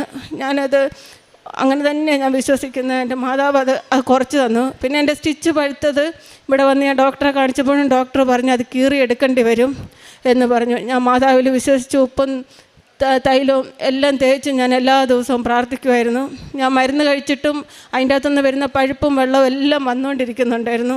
എനിക്കാകെ ബുദ്ധിമുട്ടായിരുന്നു. പക്ഷേ ഇവിടെ വന്ന് ഞാനിപ്പം ഈ ജനുവരി 4-ാം തീയതി ഞാനിവിടെ വന്ന് ഉടമ്പടി പുതുക്കി. ആ പുതുക്കിയതിൻ്റെ അന്ന് മുതൽ ആ പഴുപ്പും വെള്ളവും വരുന്നത് നിന്നു. അതുവരെ നല്ലോണം വരുന്നുണ്ടായിരുന്നു, അതിന് ശേഷം എനിക്ക് വന്നിട്ടില്ല. എൻ്റെ ആ മുറിവ് കരിഞ്ഞു. ഞാൻ ഡോക്ടറെ കാണിക്കാൻ പോയി. ഡോക്ടറെ കാണിക്കാൻ പോയപ്പോൾ ഡോക്ടറിനോട് പറഞ്ഞു ഒരു കുഴപ്പമില്ല. ഇപ്പം ഡോക്ടർ ഞെക്കി നോക്കുകയെല്ലാം ചെയ്ത് അതിൻ്റെ അകത്തുനിന്ന് പഴുപ്പോ വെള്ളം ഒന്നും വരുന്നില്ല. ഇവിടെ ഞാൻ വരുന്നതിൻ്റെ അന്ന് വരെ എനിക്കതുണ്ടായിരുന്നത്, ഇപ്പോൾ അതെനിക്കില്ല. നല്ലപോലെ അത് കരിഞ്ഞു. ഇപ്പോൾ എനിക്കൊരു കുഴപ്പമില്ല. ഡോക്ടർ പറഞ്ഞ് ഇനി അങ്ങനെ വരുവാണെങ്കിൽ നമുക്ക് ആ ഭാഗം മാത്രം കീറിയിട്ട് ആ തുന്നൽ അങ്ങ് എടുത്ത് കളയാം എന്ന് പറഞ്ഞ്. പക്ഷേ അതൊന്നും വേണ്ടി വരികയില്ലെന്ന് എനിക്കറിയാം. എൻ്റെ മാതാവ് എനിക്ക് അത്രയും വലിയ അനുഗ്രഹം തന്നു. അപ്പോൾ ഇത് മാറ്റിത്തരും മാതാവ്, അങ്ങനെ ഞാൻ ഉറച്ച് വിശ്വസിക്കുന്നു. പിന്നെ എൻ്റെ ഭർത്താവിനൊരു 10 കൊല്ലമായിട്ട് കൈ മരവിപ്പുണ്ടായിരുന്നു. കൈയുടെ ഉള്ളം കൈയുടെ ആകാൻ 2 കൈക്കും ഒരു കൈ ഓപ്പറേഷൻ ചെയ്തു. എങ്കിലും അത് ഓപ്പറേഷൻ ചെയ്ത കൈയും മറ്റേ 2 കൈയും ഭയങ്കര മരവിപ്പായിരുന്നു. അപ്പോൾ അത് അവർക്ക് അങ്ങനെ വിശ്വാസമൊന്നുമില്ല, ഒരു വിശ്വാസവും ഇല്ല. പള്ളീനെ പറ്റി ഒന്നും അറിയില്ല. ഞങ്ങൾ അക്രൈസ്തവരാണ്, ഞങ്ങൾക്ക് അങ്ങനെ ഒന്നും അറിയില്ലായിരുന്നു. അങ്ങനെ എനിക്ക് എൻ്റെ മോൾക്കും കിട്ടിയ അനുഗ്രഹം ഞാൻ അവരോട് പറഞ്ഞു. അപ്പോൾ അവർക്ക് കുറച്ച് വിശ്വാസമായി ഇതിനെപ്പറ്റിയൊക്കെ. എന്നിട്ട് അവർ വന്നപ്പോൾ ഞാൻ അവരോട് പറഞ്ഞു നിങ്ങൾ ഈ ഉപ്പ് കൊണ്ടുപോക്കോ, അവിടെ നിന്ന് നിങ്ങൾ ഭക്ഷണം കഴിക്കുമ്പോൾ അതിൻ്റെ അകത്ത് ഒരു നുള്ളിട്ട് നിങ്ങൾ പ്രാർത്ഥിക്കുക, നിങ്ങളുടെ കൈവേദന മാറും. അവർക്ക് ഷർട്ടിൻ്റെ ബട്ടൺസ് ഇടാനോ വണ്ടി ഓടിക്കാനോ ഒന്നും സാധിക്കുന്നില്ലായിരുന്നു. അങ്ങനെ പ്രാർത്ഥിച്ചതിൻ്റെ ഫലമായിട്ട്, ഞാൻ പറഞ്ഞതിൻ്റെ ഫലമായിട്ട് അവർ അതേപോലെ ചെയ്യാൻ തുടങ്ങി. ഇപ്പോൾ അവർക്ക് വണ്ടി ഓടിക്കാം, ഷർട്ടിന് ബട്ടൺസൊക്കെ തന്നെ ഇടാം. ഇപ്പോൾ മരവിപ്പ് ഇല്ല. ഇവിടെ വരാമെന്ന് പറഞ്ഞിട്ടുണ്ട്, ഇപ്പം വരാൻ പറ്റിയിട്ടില്ല, ഇനി അവർ വരും. അങ്ങനെ ഒത്തിരി അനുഗ്രഹങ്ങൾ തന്നിട്ടുണ്ട്. പിന്നെ എൻ്റെ വീടിൻ്റെ പണി കുറച്ചെല്ലാം പൂർത്തിയാകാനുണ്ടായിരുന്നു. മാതാവിനോട് പ്രാർത്ഥിച്ചതിൻ്റെ ഫലമായിട്ട് കുറേയേറെ പണികൾ കഴിഞ്ഞു. ഇനിയുണ്ട്, എങ്കിലും ഞങ്ങൾക്ക് നടക്കില്ല എന്ന് സാധിച്ച കുറേ പണികൾ മാതാവിൻ്റെ കൃപയാൽ നടന്നു. മാതാവിനും തിരുക്കുമാരനും 1000 നന്ദി പറയുന്നു. പിന്നെ പ്രേക്ഷിത പ്രവർത്തനം പത്രം കൊടുക്കാറുണ്ട്. പിന്നെ ആദ്യമൊക്കെ പത്രം കൊടുക്കാൻ എനിക്ക് ഭയങ്കര നാണക്കേടായിരുന്നു ആദ്യം. ഇപ്പം ഞാൻ പത്രം കൊടുക്കുമ്പോൾ എനിക്ക് കിട്ടിയ അനുഗ്രഹങ്ങൾ കുറേ ഉള്ളതുകൊണ്ട്, ഇനിയുണ്ട് കുറേ അനുഗ്രഹങ്ങൾ എനിക്കുണ്ട്, ചെറിയ വലുതുമായിട്ടുള്ള. പക്ഷേ എനിക്ക് അത് അന്നേരമൊന്നും ഞാൻ ആരോടും പറയില്ലായിരുന്നു, വെറുതെ പത്രം കൊടുക്കുകയുണ്ടായിരുന്നുള്ളൂ. ഇപ്പം ഞാൻ എൻ്റെ അനുഗ്രഹങ്ങൾ ഓരോരുത്തരോടും പറഞ്ഞാണ് കൊടുക്കുന്നത്. എനിക്ക് ഇന്ന പോലെയൊക്കെ അനുഗ്രഹങ്ങൾ കിട്ടി എന്ന് ഓരോരുത്തരോടും പറഞ്ഞാണ് ഞാൻ കൊടുക്കുന്നത്. പിന്നെ കാരുണ്യപ്രവർത്തികൾ ഞാൻ ഭക്ഷണം കൊടുക്കാറുണ്ട്, ആസ്പത്രികളിലെല്ലാം ഭക്ഷണം കൊടുക്കാറുണ്ട്. പിന്നെ ഓരോരുത്തരിങ്ങനെ സഹായമൊക്കെ ചോദിക്കുമ്പോൾ അവർക്ക് അങ്ങനെയൊക്കെ കൊടുക്കാറുണ്ട്. പിന്നെ ആത്മീയമായിട്ട് ബൈബിൾ വായിക്കും, പിന്നെ പ്രാർത്ഥിക്കാറുണ്ട്. ആദ്യമൊന്നും ഇങ്ങനെയൊന്നും പ്രാർത്ഥിക്കാറൊന്നും ഇല്ലായിരുന്നു, ഇപ്പം പ്രാർത്ഥിക്കാറുണ്ട്, ബൈബിളൊക്കെ വായിക്കാറുണ്ട്. മറ്റുള്ളവരോട് ഇടപെടുമ്പം ഞാൻ ഒത്തിരി എൻ്റെ സ്വഭാവത്തിൽ ഒത്തിരി മാറ്റങ്ങളെല്ലാം ഇപ്പം വരുത്തി. ഞാൻ ഭയങ്കരമായിട്ട് ദേഷ്യപ്പെടുന്ന ആളായിരുന്നു, ഒത്തിരി എനിക്ക് ക്ഷമയെന്ന് പറയുന്ന ഒരു സംഗതി ഇതില്ലായിരുന്നു. പക്ഷേ ഇപ്പോൾ ഇതിൽ ഈ ഉടമ്പടിയെല്ലാം എടുത്തതിന് ശേഷം എനിക്ക് ഒത്തിരി എൻ്റെ ജീവിതത്തിൽ എനിക്ക് ഒത്തിരി മാറ്റങ്ങളുണ്ട്, അതെനിക്കറിയാം. അങ്ങനെ ഇത്രയും അനുഗ്രഹങ്ങൾ തന്ന മാതാവിനും തിരുക്കുമാരനും 1000 നന്ദി. ജയശ്രീ ഭരിതൻ എന്ന ഈ സഹോദരി തൻ്റെ കുടുംബത്തിനും വ്യക്തിജീവിതത്തിൽ ലഭിച്ച പരിശുദ്ധ കൃപാസന മാതാവിലൂടെ ലഭിച്ച നന്മകളെ, അനുഗ്രഹങ്ങളെ സന്തോഷത്തോടു കൂടി എൽത്താരയിൽ സാക്ഷ്യപ്പെടുത്തുകയാണ്. മകൾ ഗർഭിണിയായിരുന്ന കാലത്തെ പ്രയാസങ്ങൾ തുടങ്ങിയാണ് സാക്ഷ്യപ്പെടുത്തുന്നത്. ആദ്യം കുഞ്ഞിനുമായി ബന്ധപ്പെട്ട കാര്യമായിരുന്നു. ആരോഗ്യമുള്ള കുഞ്ഞിനെ അമ്മ മാതാവ് നൽകി അനുഗ്രഹിച്ചതിനെ സാക്ഷ്യപ്പെടുത്തി. രണ്ടാമത്തത് ഏതാണ്ട് 8 സെൻറ്റിമീറ്റർ വലിപ്പമുണ്ടായിരുന്ന ഗർഭാശയത്തിലെ മുഴ അത് ഏതാണ്ട് 1 സെൻറ്റിമീറ്ററായി ചുരുക്കി കൊടുത്തതിനെ മകള് സാക്ഷ്യപ്പെടുത്തി. അതോടൊപ്പം തന്നെ കുഞ്ഞിൻ്റെ പൊക്കിൾക്കൊടി കൈകൊണ്ട് ഒന്ന് ഇളകുകയും അതോടുകൂടി അവിടെ പഴുപ്പ് വന്ന് തുടങ്ങുകയും മുറിവുണങ്ങാതെ പ്രയാസപ്പെടുകയും ചെയ്തത്. അതും ഒത്തിരി ദിവസങ്ങൾ, ഏതാണ്ട് ഒരു 50 ദിവസത്തോളം അത് മുറിവുണങ്ങാതെ വലിയ ക്ലേശം അനുഭവിച്ചു. ഉടമ്പടി പുതുക്കി 3-ാമത്തെ ദിവസം പൂർണ്ണമായിട്ട് ഉടമ്പടി ഉപ്പും തൈലവും ഉപയോഗിച്ച് പ്രാർത്ഥിച്ചതിലൂടെ പൂർണ്ണ സൗഖ്യം നേടിയതിനെ സാക്ഷ്യപ്പെടുത്തുന്നുണ്ട്. അതോടൊപ്പം തന്നെ സഹോദരിയുടെയും അതുപോലെ തന്നെ സ്റ്റിച്ച് അത് മുറിവുണങ്ങാതെ പഴുപ്പ് വന്നുകൊണ്ടിരുന്നു. അത് ഓപ്പറേഷൻ ചെയ്യണം, കീറി അത് സ്റ്റിച്ചെടുത്ത് കളയണമെന്ന രീതിയിൽ വീണ്ടും ക്ലേശാവസ്ഥയിലേക്ക് പോയിക്കൊണ്ടിരുന്നപ്പോൾ ഉടമ്പടിയുടെ ഉപ്പും തൈലവും പൂശി പ്രാർത്ഥിച്ചതിലൂടെ അത് പൂർണ്ണമായി പഴുപ്പ് വരുന്നത് നിൽക്കുകയും സൗഖ്യപ്പെടുകയും ചെയ്തതിനെയാണ് സാക്ഷ്യപ്പെടുത്തുന്നത്. ഈ ഓരോ അനുഭവത്തെയും പങ്കുവയ്ക്കുമ്പോൾ അമ്മ മാതാവിൽ ശരണപ്പെട്ടുകൊണ്ട് പ്രാർത്ഥിക്കുന്നത്, നേർച്ച വസ്തുക്കൾ ഉപയോഗിക്കുന്നത് ഒക്കെ സഹോദരിയുടെ വാക്കുകളിൽ നമ്മൾ കേൾക്കുന്നുണ്ട്. എന്നാൽ ആ സാക്ഷ്യത്തിൻ്റെ ആദ്യ പകുതി മുഴുവനും സംശയവും അവിശ്വാസവും നന്നായിട്ട് സൂക്ഷിക്കുന്നുണ്ട്. ഉടമ്പടി എടുക്കുവാനായി സഹോദരൻ്റെ ഭാര്യ ആവർത്തിച്ച് പറയുമ്പോഴും അതിൽ നിന്ന് വഴുതി മാറുന്ന വിശ്വാസക്കുറവോടെ അതിനെ കാണുന്ന ഒരു പ്രകൃതം സഹോദരിയിൽ ഉണ്ടായിരുന്നത് പറയുന്നുണ്ട്. അത് ചിലപ്പോഴൊക്കെ നമുക്കത് സംഭവിക്കുന്ന ഒരു കാര്യവുമാണ്.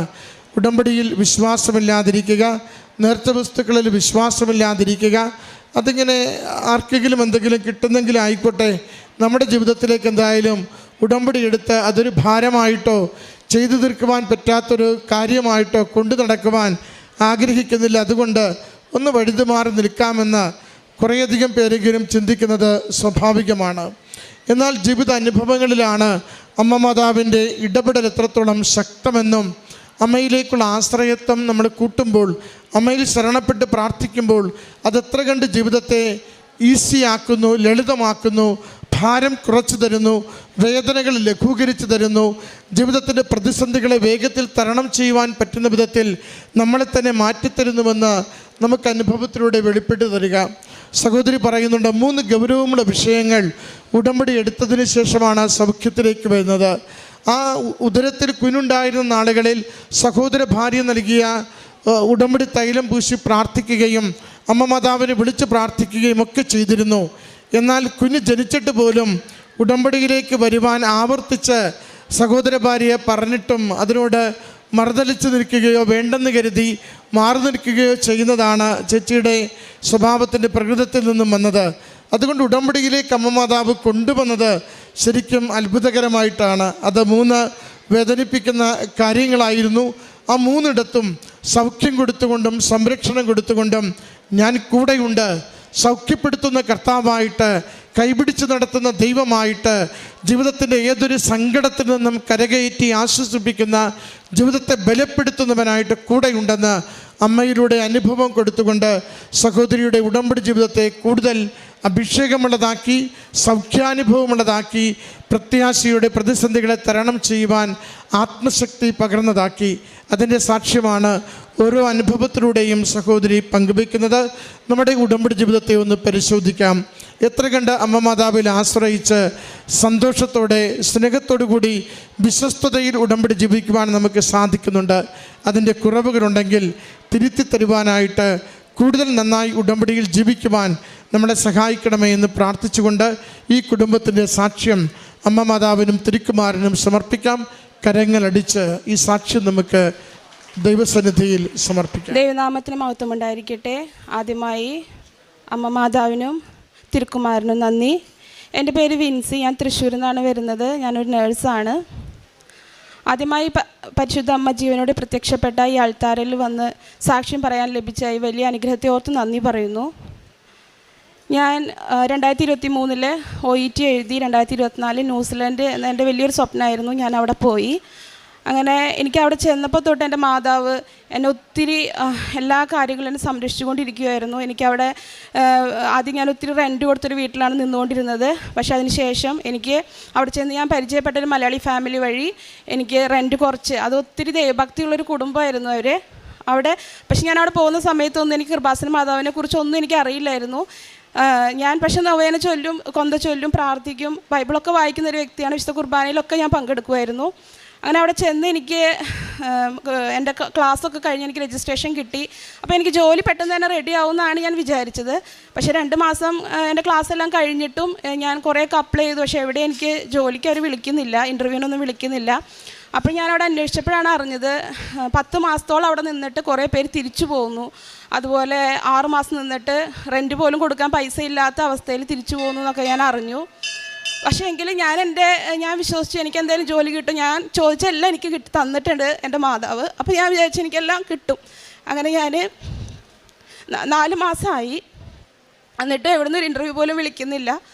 അങ്ങനെ അപ്പോൾ എൻ്റെ അമ്മ പറയും, കൃപാസനത്തിൽ വന്നിട്ട് നീ ഇങ്ങനെ സാക്ഷ്യം പറയേ, പ്രാർത്ഥിക്കുന്നുണ്ടെന്നൊക്കെ എല്ലാവരും നാട്ടിൽ നിന്ന് വിളിച്ചു പറഞ്ഞു. അങ്ങനെ 4 മാസം കഴിഞ്ഞു. ഞാൻ ലാസ്റ്റ് എൻ്റെ ഹസ്ബൻഡിൻ്റെ ഈ സ്ട്രഗ്ലിംഗ് ഒക്കെ കണ്ടിട്ട് ഹസ്ബൻഡൊക്കെ പറഞ്ഞു തിരിച്ച് നീ നാട്ടിൽ കയറി പോരെ, ഇങ്ങനെ വിഷമിക്കണ്ടെന്ന് പറഞ്ഞു. അങ്ങനെ ഞാൻ നാട്ടിൽ പോരാന്ന് വിചാരിച്ച് ടിക്കറ്റ് എടുക്കാൻ നിന്നു. അപ്പോഴും പൈസയുടെ കുറച്ച് ഷോർട്ട് കൊണ്ട് ടിക്കറ്റ് എടുക്കാൻ പറ്റുന്നില്ല. അങ്ങനെ ഞാനത് കഴിഞ്ഞ് നാട്ടിൽ പോരാന്നുള്ളൊരു അവസ്ഥയിൽ നിൽക്കുമ്പോഴാണ് എനിക്കൊരു ഇൻ്റർവ്യൂവിനൊരു കോള് വരുന്നത്. അത് ഓസ്ട്രേലിയയിൽ നിന്നുള്ളൊരു ഇൻ്റർവ്യൂ ആണ്, ഡയറക്റ്റ് ഇൻ്റർവ്യൂ ആണെന്ന് പറഞ്ഞു. അപ്പോൾ ഞാനതിന് പ്രിപ്പയർ ചെയ്ത് എന്തായാലും അപ്പോൾ ഇൻ്റർവ്യൂ കഴിയട്ടെ, എന്നിട്ട് നമുക്ക് നാട്ടിൽ പോകണം എന്താ വെച്ചാൽ തീരുമാനിക്കാമെന്ന് വിചാരിച്ചു. അങ്ങനെ ഞാൻ അവിടെ നിന്ന് ഇൻ്റർവ്യൂവിനൊക്കെ പ്രിപ്പയർ ചെയ്തു. പക്ഷേ ആ സമയത്തൊക്കെ ഒത്തിരി പേര് നാട്ടിലേക്ക് തിരിച്ചു പോകുന്നു. കാരണം ഇവിടെ നിന്നിട്ടൊരു കാര്യമില്ല എന്നുള്ളൊരവസ്ഥയാണ്, വെറുതെ നമ്മൾ റെൻറ്റ് കൊടുക്കാമെന്നുള്ളൊരവസ്ഥയാണ്. അപ്പോൾ അങ്ങനെ അവിടെ നിന്നിട്ട് ഒരു ഇതുമില്ല. ഇൻ്റർവ്യൂവിനെ വിളിച്ചാലും അവർ സെലക്ട് ആക്കുന്നില്ല, അവർ വിസയ്ക്കൊന്നും സപ്പോർട്ട് ചെയ്യുന്നില്ല. നമുക്ക് വിസ ഉണ്ടെങ്കിൽ അവർ നമുക്ക് ജോലി തരും. അപ്പോൾ ഞാൻ വിസിറ്റിംഗ് വിസയ്ക്കാണ് പോയേക്കുന്നത്. അപ്പോൾ അവർ വിസ തരില്ലെങ്കിൽ പിന്നെ നമുക്ക് അവിടെ നിന്നിട്ട് കാര്യമില്ല. അപ്പോൾ അങ്ങനെ ഞാൻ പ്രാർത്ഥനകളൊക്കെ ഇങ്ങനെ മുന്നോട്ട് പോയി ഞാൻ ഇൻ്റർവ്യൂവിന് ചെന്നു. അവിടെ ചെന്നപ്പോഴാണ് അറിഞ്ഞത് 1000-ഓളം ആളുകൾ ഇൻ്റർവ്യൂവിന് വന്നിട്ടുണ്ട്, നഴ്സുമാർ. അതും 10-15 വർഷം എക്സ്പീരിയൻസ് ഉള്ളവരാണ്. എനിക്ക് വെറും 6 വർഷം എക്സ്പീരിയൻസേ ഉള്ളൂ. അങ്ങനെ അവർക്ക് 50 പേരെയാണ് അവർക്ക് വേണ്ടത്. ഇൻ്റർവ്യൂ ഒക്കെ കഴിഞ്ഞു. പക്ഷേ എനിക്കൊരു തരി പോലും പേടിയൊന്നും തോന്നിയില്ല. ഇൻ്റർവ്യൂവിന് പോയപ്പോൾ ഞാൻ കൊന്ത ചൊല്ലി ആണ് ഞാൻ പോകുന്നത്. എല്ലാ സമയത്തും മാതാവിൻ്റെ കൂടെയുള്ളതുപോലെ അതെനിക്ക് അനുഭവിക്കാൻ പറ്റുമായിരുന്നു.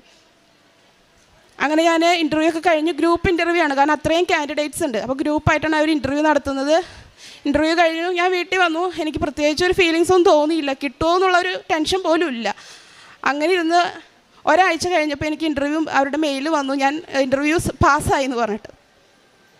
അത് പക്ഷേ വിസ 1-2 മാസമൊക്കെ പിടിക്കും. അപ്പോൾ ഈ 2 മാസം എന്ന് പറഞ്ഞാൽ ഒരാഴ്ച നമ്മൾ 10,000 രൂപയുടെ അടുത്ത് ഒരു ആഴ്ച നമ്മളവിടെ റെൻ്റ് അടയ്ക്കണം. അപ്പോൾ ഞാൻ പിന്നെ തിരിച്ച് നാട്ടിൽ പോരാം, വിസയ്ക്ക് ഇട്ടിട്ടെന്ന് വിചാരിച്ച് ഞാൻ നാട്ടിൽ വന്നു. അങ്ങനെ വിസയ്ക്ക് ഇട്ടു. അപ്പോഴും എൻ്റെ അമ്മ പറഞ്ഞു കൃപാസനത്തിൽ പോയി ഉടമ്പടി ഓഫർ ലെറ്ററൊക്കെ വന്നില്ല, നീ കൃപാസനത്തിൽ പോയിട്ട് നീ സാക്ഷ്യം പറയണമെന്നൊക്കെ പറഞ്ഞു. അപ്പോൾ ഞാൻ പറഞ്ഞത് സാരിയില്ല, ഞാൻ എന്തായാലും വിസയൊക്കെ വരട്ടെ, വിസയൊക്കെ വന്നിട്ട് ടിക്കറ്റ് എടുത്ത് അതിന് 2 ദിവസം മുന്നേ പോയിട്ട് അപ്പോൾ ഇത് പറയാം, സാക്ഷ്യം പറയാം. അപ്പോഴിതിൻ്റെ ഒരു ഇമ്പോർട്ടൻസിനെ കുറിച്ചൊന്നും എനിക്ക് അറിയില്ല. അങ്ങനെ ഞാൻ ഇരിക്കുമ്പോൾ എൻ്റെ കൂടെ കുറച്ച് 3-4 പേരുണ്ട്, ഞങ്ങൾ ഒരുമിച്ച് ഇൻ്റർവ്യൂ അറ്റൻഡ് ചെയ്തവർ. അപ്പോൾ അതിൽ കുറച്ച് പേർക്കൊക്കെ കിട്ടിയായിരുന്നു. ഞങ്ങളൊരു വാട്സപ്പ് ഗ്രൂപ്പൊക്കെ ഉണ്ടാക്കി. അങ്ങനെ അവരൊക്കെ എൻ്റെ കൂടെ ഒരുമിച്ച് വിസ ഇട്ടു. പക്ഷേ അവർക്കൊക്കെ വന്നു, എനിക്ക് മാത്രം വന്നില്ല. അപ്പോൾ എനിക്ക് ഒത്തിരി വിഷമമായി, ഇതെന്താ അവർക്കൊക്കെ വന്നിട്ട് എനിക്ക് വന്നില്ലല്ലോ. പിന്നെ ഞാൻ വെയിറ്റ് ചെയ്തു, ഒരാഴ്ച കഴിഞ്ഞ് 2 ആഴ്ച കഴിഞ്ഞ് എന്നിട്ടും വരണില്ല. അപ്പോൾ ഞാൻ മാതാവിനോട് ഒത്തിരി പ്രാർത്ഥിക്കുന്ന ആളാണ്. എൻ്റെ വീടിൻ്റെ തൊട്ടടുത്ത് തന്നെ ഒരു മാതാവിൻ്റെ പള്ളിയുണ്ട്. ഞാൻ അവിടെ പോയി തിരി കത്തിച്ച് ഇങ്ങനെ പ്രാർത്ഥിച്ചു. എന്താ എൻ്റെ മാത്രം വരാത്തതെന്ന് അറിയില്ല എന്നൊക്കെ പറഞ്ഞ് അങ്ങനെ പ്രാർത്ഥിച്ച് തിരി കത്തിച്ചിട്ട് ഞാൻ അവിടെ നിന്ന് ഇറങ്ങുമ്പോൾ അവിടെ സൈഡിൽ കുറേ പത്രങ്ങൾ ഇരിക്കുന്നത് കണ്ടു. അപ്പോഴാണ് ഞാനത് എടുത്ത് നോക്കിയപ്പോൾ കൃപാസനം പത്രമാണത്. അപ്പോൾ അത് ഞാൻ ആദ്യത്തെ പേജ് തന്നെ നോക്കി. ഇപ്പോൾ ഇവിടുത്തെ മാതാവിൻ്റെ വലിയൊരു ഫോട്ടോയാണ് അതിൻ്റെ ചിത്രമായിട്ട് ഇട്ടേക്കുന്നത് ആ ഫ്രണ്ടിൽ തന്നെ. അപ്പോൾ ഞാൻ ആ പത്രം എടുത്ത് വീട്ടിൽ കൊണ്ടുവന്ന് ഞാനിത് വായിച്ചു. അപ്പോഴാണ് എനിക്ക് അമ്മ പറഞ്ഞത് മനസ്സിലായത്, അതിൽ സാക്ഷ്യങ്ങളൊക്കെ ഞാൻ വായിച്ചു. അപ്പോൾ അമ്മ പറഞ്ഞത് മനസ്സിലായത്. അതുവരെ ഞാൻ അതിനെക്കുറിച്ചൊന്നും അന്വേഷിച്ചിരുന്നില്ല, എല്ലാം പെട്ടെന്ന് വരുന്നുള്ള എൻ്റെ ചിന്തയായിരുന്നു. അങ്ങനെ ഞാൻ ആ പത്രം വായിച്ചുകൊണ്ടിരിക്കുമ്പോൾ ഹസ്ബൻഡ് ചോദിച്ചു നമുക്കൊന്ന് കൃപാസനത്തിൽ പോവാം എന്ന് പറഞ്ഞു. അങ്ങനെ പിറ്റേ ദിവസം തന്നെ ഞങ്ങളിവിടെ വന്നു. നവംബർ 7-ാം തീയതി ഞാൻ ഉടമ്പടി എടുത്തു. അങ്ങനെ ഉടമ്പടി എടുത്തു. എൻ്റെ ആദ്യത്തെ ഉടമ്പടി എന്ന് പറയുന്നത്, നിയോഗം എന്ന് പറയുന്നത് എനിക്ക് വിസ പെട്ടെന്ന് കിട്ടണം എന്നായിരുന്നു. അങ്ങനെ നവംബർ 7-ാം തീയതി ഉടമ്പടി എടുത്ത് നവംബർ 28-ാം തീയതി 20 ദിവസം കഴിഞ്ഞപ്പോൾ എൻ്റെ ഫാമിലി വിസയാണ് വന്നത്. ഞങ്ങൾ 4 പേർക്കും കൂടി വിസ വന്നു. വിസ വന്നു കഴിഞ്ഞ് ഞാനപ്പോൾ മാതാവിനോട് ഞാനപ്പോൾ തന്നെ ഇവിടെ വന്നു. ഡിസംബർ 6-ാം തീയതി ഞാനിവിടെ വന്നിട്ട് ഞാൻ ഒറ്റയ്ക്കായാലും കുഴപ്പമില്ല. രണ്ടാമത്തെ ഞാൻ നിയോഗം വെച്ചിട്ടുണ്ടായിരുന്നു, എനിക്ക് കുടുംബമായിട്ട് പോകാൻ പറ്റണം എന്നായിരുന്നു. പക്ഷേ അതിൻ്റെ സാധ്യതകളെക്കുറിച്ച് ഞാൻ അന്വേഷിച്ചപ്പോൾ ഹോസ്പിറ്റലുകാർ പറഞ്ഞത് സിംഗിളായിട്ടുള്ള അക്കോമഡേഷൻ അവർ തരുള്ളൂ, ഫാമിലിക്ക് അവർ അക്കോമഡേഷൻ തരില്ല എന്ന് പറഞ്ഞു. അപ്പോഴും ഞാനെന്തായാലും ഉടമ്പടിയിൽ എഴുതിയിട്ടുണ്ട്, പക്ഷേ അവിടെ അന്വേഷിച്ചപ്പോൾ ഒരു സാധ്യതയില്ല, അവർ അക്കോമഡേഷൻ തരില്ല. അപ്പോൾ എനിക്ക് 4 വയസ്സ് 2 വയസ്സുള്ള 2 ചെറിയ കുഞ്ഞുങ്ങളാണ്. ഇവരെയും കൊണ്ട് ഞാൻ അക്കോമഡേഷനൊന്നും ഇല്ലാതെ അവിടെ പോയി കഴിഞ്ഞാൽ ഞാൻ കഷ്ടപ്പെടും. അപ്പം ഞാൻ ഒറ്റയ്ക്ക് തന്നെ പോവാം. എന്നാലും ഞാൻ ചേട്ടയോട്, എൻ്റെ ഹസ്ബൻഡിനോട് ഞാൻ പറഞ്ഞു, ഞാനിങ്ങനെ ഉടമ്പടിയിൽ എഴുതിയിട്ടുണ്ട്, അപ്പോൾ എന്തായാലും അത് കിട്ടും എന്നെനിക്കൊരു ഉറപ്പുണ്ടായിരുന്നു. അങ്ങനെ ഉടമ്പടിയിലുള്ള എല്ലാ കാര്യങ്ങളും ഞാൻ അതുപോലെ തന്നെ ചെയ്തുകൊണ്ടിരുന്നു. രാവിലെ 5:30-ക്ക് തിരി കത്തിച്ച് ഞങ്ങൾ പ്രാർത്ഥിക്കും. അതുപോലെ സന്ധ്യാപ്രാർത്ഥന ഞങ്ങൾ കുടുംബത്തോടെ ഒരുമിച്ചിരുന്നാണ് ഞങ്ങൾ പ്രാർത്ഥിക്കുന്നത്. അതിനുശേഷം ഇവിടെ നിന്ന് ലഭിക്കുന്ന വെഞ്ചരിച്ച എണ്ണ ഞങ്ങളെല്ലാവരും ലേപനം ചെയ്യും. അതിനെല്ലാം കഴിഞ്ഞ് അതുപോലെ തന്നെ ഉടമ്പടിയിൽ പറയുന്ന പോലെ പ്രാർത്ഥനാ ജീവിതത്തിൻ്റെ ശക്തി എനിക്ക് ഒത്തിരി മനസ്സിലാക്കി തന്നത് ഇവിടെ വന്നിട്ടാണ്. ദൈവവചനം കൂടുതൽ വായിക്കാനും അതിലൂടെ ഒത്തിരി നമുക്ക് ശക്തി ലഭിക്കുമെന്ന് മനസ്സിലായത് എനിക്ക് ആ ഒരു സമയങ്ങളിലായിരുന്നു. കാരണം ഒത്തിരി ഞാൻ വിഷമിച്ചിരുന്ന സമയത്ത് ദൈവവചനം വായിക്കുമ്പോൾ എനിക്ക് എന്തായാലും എനിക്ക് കിട്ടുന്നുള്ളൊരു ഉറപ്പ് എനിക്ക് എൻ്റെ മനസ്സിനുണ്ടായിരുന്നു. 100% ഉറപ്പ് എനിക്കുണ്ടായിരുന്നു. പക്ഷേ അതെങ്ങനെയെന്ന് എനിക്കറിയില്ലായിരുന്നു. അത് കഴിഞ്ഞ് ഞാൻ അക്കോമഡേഷൻ കിട്ടാനൊരു ചാൻസും ഇല്ല. അപ്പോൾ എൻ്റെ കൂടെ വിസ കിട്ടിയ പിള്ളേരൊക്കെ അവിടെ പോയി. അപ്പോൾ അവരോട് ഞാൻ വിളിച്ചു ചോദിച്ചപ്പോൾ അവർ പറഞ്ഞു വീട് കിട്ടാൻ ഭയങ്കര പാടാണ്, 15 വീട് കണ്ടിട്ടും അവർക്കൊരു വീട് പോലും ശരിയാവുന്നില്ല, ഈ വീടിൻ്റെ ഉടമ അത് അപ്രൂവ് ചെയ്യണം, എന്നാലാണ് നമുക്ക് വീട് കിട്ടുള്ളൂ. അപ്പോൾ ഞാൻ എന്തായാലും ഒരെണ്ണത്തിൽ അപ്ലൈ ചെയ്യാം, അത് കിട്ടിയില്ലെങ്കിൽ പിന്നെ ട്രൈ ചെയ്യണ്ട. കാരണം നമുക്ക് ഓസ്ട്രേലിയയിൽ ജോലി ചെയ്തതിൻ്റെ പേ സ്ലിപ്പൊക്കെ നമുക്ക് വെക്കണം, അത് അപ്രൂവ് ആവണമെങ്കിൽ. അപ്പോൾ എനിക്ക് എന്തായാലും ഞാൻ അവിടെ ജോലിക്ക് കയറിയിട്ടില്ല, പേ സ്ലിപ്പ് ഇല്ല. അപ്പോൾ പിന്നെ എനിക്ക് എന്തായാലും കിട്ടാൻ 1% പോലും ചാൻസ് ഇല്ല. അപ്പോൾ അങ്ങനെ ഞാൻ ഹസ്ബൻഡിനോട് പറഞ്ഞു ഒരെണ്ണത്തിൽ അപ്ലൈ ചെയ്യാം, കിട്ടിയില്ലെങ്കിൽ നമുക്കറിയാമല്ലോ ഏതിൽ അപ്ലൈ ചെയ്താലും കിട്ടില്ല. അപ്പോൾ പിന്നെ ഞാൻ ഒറ്റയ്ക്ക് പോകാം, ഫാമിലിയായിട്ട് പോകണ്ട എന്ന് തന്നെ ഞങ്ങൾ തീരുമാനിച്ചു. പക്ഷേ എന്നാലും ഞാൻ പ്രാർത്ഥനകളും ജീവകാരുണ്യ പ്രവർത്തനങ്ങൾ ഉടമ്പടിയിൽ പറയുന്ന പോലെ എല്ലാം, ഞങ്ങൾ നഴ്സുമാരായതുകൊണ്ട് എനിക്ക് ഒത്തിരി രോഗികളെ സന്ദർശിക്കാനും അവർക്ക് മുറിവുകൾ വെച്ച് കെട്ടാനായാൽ പോലും അതുപോലെ മരുന്നുകൾ കൊടുക്കാനും അങ്ങനെയുള്ള ഒത്തിരി സാഹചര്യങ്ങളൊക്കെ എനിക്ക് ലഭിച്ചു.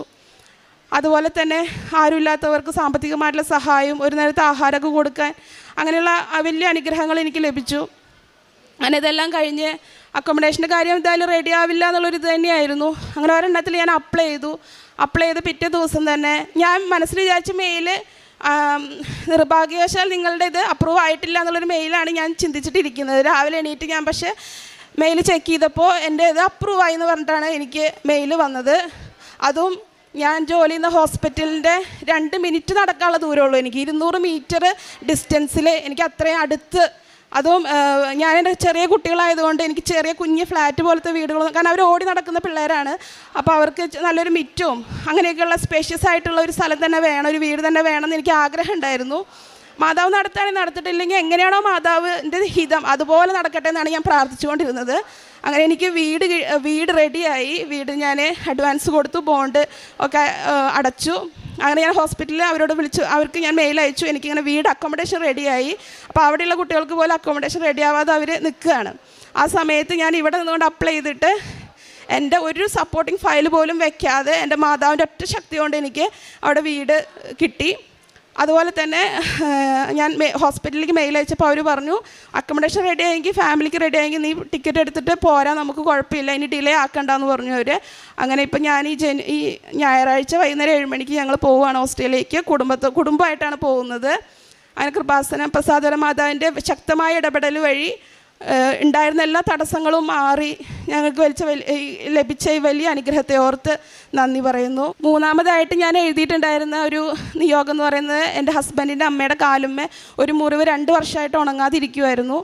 അപ്പോൾ അത് ഉണങ്ങി കിട്ടണം എന്ന് പറഞ്ഞിട്ട് ഞങ്ങളിതുപോലെ മുറിവ് വെച്ച് കെട്ടുമ്പോൾ, ഞങ്ങൾ തന്നെയാണ് വെച്ച് കെട്ടുന്നത്. അപ്പോൾ ഞങ്ങൾ മുറിവ് കഴുകി വെച്ച് കെട്ടുമ്പോൾ കൃപാസനം ഇവിടുന്ന് വെഞ്ചരിച്ച എണ്ണ അതൊക്കെ ലേപനം ചെയ്തിട്ടാണ് ഞങ്ങളത് വെച്ച് കെട്ടിയിരുന്നത്.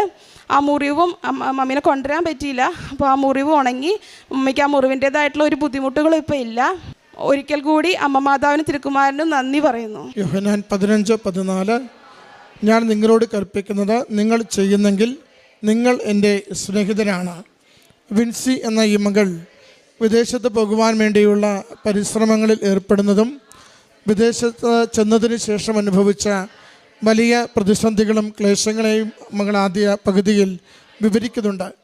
ഉടമ്പടിയെക്കുറിച്ച് അറിയുകയും അമ്മ മാതാവിൻ്റെ തിരുനടയിൽ വന്ന് ഉടമ്പടിയെടുത്ത് ജീവിക്കുകയും ചെയ്തപ്പോൾ ന്യൂസിലൻഡിൽ ജോലി തേടി ചെന്ന് അത് മുഴുവനും പരാജയപ്പെടുകയും വലിയ സാമ്പത്തിക നഷ്ടവും മനക്ലേശവും മാസങ്ങൾ നഷ്ടപ്പെട്ടതുമൊക്കെ കഴിഞ്ഞിട്ട് അമ്മ മാതാവ് അത്ഭുതകരമായി ചുരുങ്ങിയ നാളുകൾക്കുള്ളിൽ ഓസ്ട്രേലിയയിലേക്കുള്ള ഫാമിലി വിസ തയ്യാറാക്കി കൊടുത്തതും അവിടെ ജോലിക്ക് എത്തുന്നതിന് മുമ്പ് തന്നെ നാട്ടിലിരുന്നു കൊണ്ട് തന്നെ അപേക്ഷിക്കുമ്പോൾ മകൾ ആഗ്രഹിച്ചതുപോലെ മക്കൾക്ക് മുറ്റമുള്ള ഒരു ഹൗസ് വേണമെന്നുള്ളത്, വീട് വേണമെന്നുള്ള ആ നിയോഗത്തെ പോലും അമ്മ മാതാവ് കണ്ടറിന് മകൾക്ക് സഹായിച്ച് അനുകൂലമാക്കി നൽകിയതിനെയുമാണ് സാക്ഷ്യപ്പെടുത്തുന്നത്. മകൾ പറയുന്നുണ്ട്, 2 കാര്യവും ഇത്തിരി അസാധ്യമെന്ന് കരുതിയതാണ്. ഏതാണ്ട് 1000-ഓളം പേര് പങ്കെടുത്ത ഇൻ്റർവ്യൂവിൽ നിന്നാണ് മകൾക്ക് 50 പേരിൽ താഴെ വേണ്ട ആ ഒരു സ്ലോട്ടിലേക്ക് മകളെ കൂടി ഉൾപ്പെടുത്തി തിരഞ്ഞെടുക്കപ്പെട്ടത്. രണ്ടാമത്തത്, സാധാരണ ചെയ്യുന്ന ആശുപത്രിയുടെ സാലറി പേ സ്ലിപ്പൊക്കെ വെക്കുമ്പോഴാണ് വീടിൻ്റെ കാര്യങ്ങൾ ശരിയായി കിട്ടുക. അതൊന്നും വെക്കാതെ ജോലിക്ക് പ്രവേശിക്കുന്നതിന് മുമ്പ് തന്നെ അവിടെ വീട് കണ്ടെത്തുവാനും അത് ആശുപത്രിയിൽ നിന്നും 2-3 മിനിറ്റ് മാത്രം ദൂരെ വീട് കണ്ടെത്തുവാൻ തക്ക വിധത്തിൽ എല്ലാ കാര്യങ്ങളും അമ്മ മാതാവ് ക്രമീകരിച്ച് നൽകിയതിനെ സാക്ഷ്യപ്പെടുത്തുന്നു. പ്രിയമുള്ളവരെ, പരിശുദ്ധ കൃപാസന മാതാവിൻ്റെ തിരുനടയിലേക്ക് നമ്മളൊരു നിയോഗം സമർപ്പിക്കുമ്പോൾ നമ്മുടെ ജീവിതത്തിന് അനുകൂലമായിട്ടുള്ളത് എന്താണോ, വിശദീകരിച്ച് നൽകുവാൻ സാധിക്കുന്നത് എന്താണോ, അത്തരത്തിൽ അമ്മ മാതാവ് നിയോഗങ്ങളെ വിശുദ്ധീകരിക്കുന്നു. ജീവിതത്തിന് ഏറ്റവും ഉപകാരപ്പെടുന്ന രീതിയിൽ നമുക്ക് നൽകുന്നതിന് വേണ്ടി അതെപ്പോഴും ശ്രദ്ധിക്കുകയും ചെയ്യുന്നു. ഉടമ്പടി നേർച്ച വസ്തുക്കളുടെ ഉപയോഗത്തിലൂടെ, ഉടമ്പടി പ്രാർത്ഥനയിലുള്ള കൃത്യസമയത്തുള്ള പങ്കുചേരലിലൂടെ, ഉടമ്പടി ധ്യാനത്തിലും സാക്ഷ്യങ്ങൾ കേൾക്കുന്നതിനുമുള്ള സ്ഥിരതയുള്ള നമ്മുടെ പങ്കുചേരലിലൂടെ നമ്മൾ ഉടമ്പടിയോട് പുലർത്തുന്ന ഓരോ വിശ്വസ്തതയും നമ്മുടെ ജീവിത നിയോഗങ്ങൾക്ക് ലഭിക്കുന്ന അനുഗ്രഹത്തിന് അടിസ്ഥാനമായി അമ്മ മാതാവ് എടുക്കുന്നു, കാണുന്നു. അതുവഴി ഭാരങ്ങൾ ലഘൂകരിച്ച് അസാധ്യമെന്ന് കരുതുന്നത് പോലും സുസാധ്യമാക്കി തന്നുകൊണ്ട് അമ്മ മാതാവ് നമ്മുടെ ജീവിതത്തിൽ ഇടപെടുന്നു. അതിന് തിരുക്കുമാരനോട് നമുക്കായി നിരന്തരം മാധ്യസ്ഥം വഹിക്കുന്നു. അതിൻ്റെ സാക്ഷ്യമാണ് ഈ മകൾ ഈ ആലയത്തിൽ പങ്കുവയ്ക്കുന്നത്. കുടുംബത്തിന് ലഭിച്ച എല്ലാ നന്മകളെയോർത്ത് നന്ദി പറഞ്ഞുകൊണ്ട് കരങ്ങളടിച്ച് അമ്മ മാതാവിനും തിരുക്കുമാരനും സാക്ഷ്യം സമർപ്പിക്കും. ബെൻസി, ഞാൻ കൊല്ലത്ത് നിന്ന് വരുന്നു. ഞാൻ ആദ്യമായി ഇവിടെ വന്ന് ഉടമ്പടി എടുത്തത് 22 ജനുവരി 2023 ഞാൻ എൻ്റെ കുഞ്ഞിന് വേണ്ടിയാണ് ഉടമ്പടി എടുത്തത്. അവളാകെ കൂടെ പറയുന്ന വേട് ആര് എന്നുള്ളൊരു ചോദ്യം മാത്രമാണ്. എല്ലാവരുടെയും മുമ്പിൽ ഞാൻ ഒരുപാട് നാണം കെട്ടായിരുന്നു ഈ കുഞ്ഞിൻ്റെ പേര്. ഞാൻ രണ്ടാമത് വന്ന് ഉടമ്പടി പുതുക്കിയത് 16 ഒക്ടോബർ 2020 അതെൻ്റെ കുഞ്ഞ് സംസാരിക്കുന്നതിന് വേണ്ടിയായിരുന്നു. ആ ഉടമ്പടി എടുത്തതിൻ്റെ 3-ാമത്തെ ദിവസം എൻ്റെ കുഞ്ഞ് വേടുകൾ പറഞ്ഞ് സംസാരിക്കുകയും വചനം പറയുകയും ഈശോയുടെയും മാതാവിൻ്റെയും പാട്ടുകൾ വരെ പാടാൻ തുടങ്ങി. എൻ്റെ കുഞ്ഞിനെ സംസാരിക്കാൻ സഹായിച്ച ഈശോയ്ക്കും മാതാവിനും തിരുക്കുമാരനും ഞാൻ ഒരുപാട് നന്ദി പറയുന്നു. രണ്ടാമത്തെ ഉടമ്പടി എന്ന് പറയുന്നത്, ഞങ്ങൾ 2 പെൺമക്കളാണ്. എൻ്റെ മമ്മിക്ക് ഞങ്ങൾ കല്യാണം കഴിഞ്ഞ ശേഷം എൻ്റെ പപ്പയുടെയും മമ്മിയുടെയും കൂടെ ആരുമില്ല. അപ്പം കൊട്ടാരക്കരയിലാണ് എൻ്റെ വീട്. അവർ എൻ്റെ കസിനൊക്കെ വഴി ഞങ്ങളുടെ വീട്ടിലൊക്കെ ഒരുപാട് പ്രശ്നങ്ങളുണ്ട്. അവർക്ക് അവിടെ നിൽക്കാനൊന്നും പറ്റത്തില്ലായിരുന്നു. അപ്പം ഞാൻ മാതാവിനോട് പ്രാർത്ഥിക്കുമായിരുന്നു, എൻ്റെ അപ്പയും അമ്മയും അവിടുന്ന് മാറ്റി സുരക്ഷിതമായ ഒരു സ്ഥലത്തെത്തിക്കണമെന്ന്. ഇപ്പം മാതാവിൻ്റെയും ഈശോയുടെയും അനുഗ്രഹത്താൽ എൻ്റെ പപ്പായും മമ്മിയും നിൽക്കുന്നത് എൻ്റെ സഹോദരിയെ കല്യാണം കഴിച്ച വീട്ടിലാണ്. ഇപ്പോൾ ഒരു കുഴപ്പമില്ല, ഒരു സന്തോഷത്തോടെ നിൽക്കുന്നു. മൂന്നാമതെന്ന് പറയുന്നത്, എൻ്റെ ബ്രദറിൻ്റെ മകൾ, പേര് മാളു. അവൾക്ക് അംഗീകാരമില്ലാത്തൊരു കോളേജിൽ അഡ്മിഷൻ കിട്ടി. അവളുടെ സർട്ടിഫിക്കറ്റ് പിടിച്ചു വെച്ചു. അങ്ങനെ ഞാൻ രണ്ടാമത്തെ ഉടമ്പടി വെച്ചപ്പോൾ അവൾക്ക് വേണ്ടി മാതാവിനോട് യാചിച്ചു. മാതാവ് അവളിവിടെ വന്ന് അഖണ്ഡ ജപമാല റാലിയിൽ പങ്കെടുത്തതിൻ്റെ അന്ന് രാത്രി അവൾക്ക് കോളേജിൽ നിന്ന് ഫോൺ വന്നു, അവളുടെ സർട്ടിഫിക്കറ്റ് തിരിച്ചു കൊടുക്കാമെന്നും. അതേപോലെ 2 ദിവസം കഴിഞ്ഞപ്പോൾ അവൾക്ക് അംഗീകാരമുള്ള പുതിയൊരു കോളേജിൽ അഡ്മിഷൻ ലഭിക്കുകയും ചെയ്തു. പിന്നെ ഞാൻ ജോബിന് വേണ്ടി പ്രാർത്ഥിക്കുന്നുണ്ടായിരുന്നു. എപ്പോഴും എൻ്റെ കാര്യത്തിലെല്ലാം തടസ്സമായി, എക്സാം എഴുതുന്നതെല്ലാം ഫെയിലായി പോവുകയൊക്കെ ചെയ്യുമായിരുന്നു. പക്ഷേ എൻ്റെ മാതാവിനോട് ഞാൻ പ്രാർത്ഥിച്ചു, എനിക്കൊരു ജോലി ലഭിച്ചു. അതേപോലെ തന്നെ ഞാൻ ഇവിടെ വരുന്നതിൻ്റെ 1 മാസത്തിന് മുമ്പ് ഞങ്ങളുടെ വീടിന് താഴെ റെയിൽവേ പാളം, അവിടെ കൂടെ ട്രെയിൻ പോകുമായിരുന്നു. അപ്പം ഓൺ അടിച്ചല്ല വന്നത്. എൻ്റെ അപ്പ സാധനം കൊണ്ടുവന്നിട്ട് എന്നെ താഴെ ഇന്ന് വിളിച്ച് വരും. ട്രെയിന് ഒരു 5 നിമിഷം കഴിഞ്ഞിരുന്നെങ്കിൽ എന്നെ ഇടിച്ചേനെ. പക്ഷേ അവിടെ ആരോ ആ ട്രെയിനെ സ്ലോ ചെയ്ത് നിർത്തി. ഞാൻ ആ പാലം കിടന്ന് താഴെ എത്തിയ ശേഷമാണ് ട്രെയിൻ പോയത്. ഉടമ്പടി നമ്മുടെ ജീവിതത്തിൽ വലിയൊരു അനുഗ്രഹമാണ്. പെട്ടെന്നുള്ള മരണത്തിൽ നിന്ന് വരെ നമ്മൾ ഈ ഉടമ്പടി കേൾക്കും.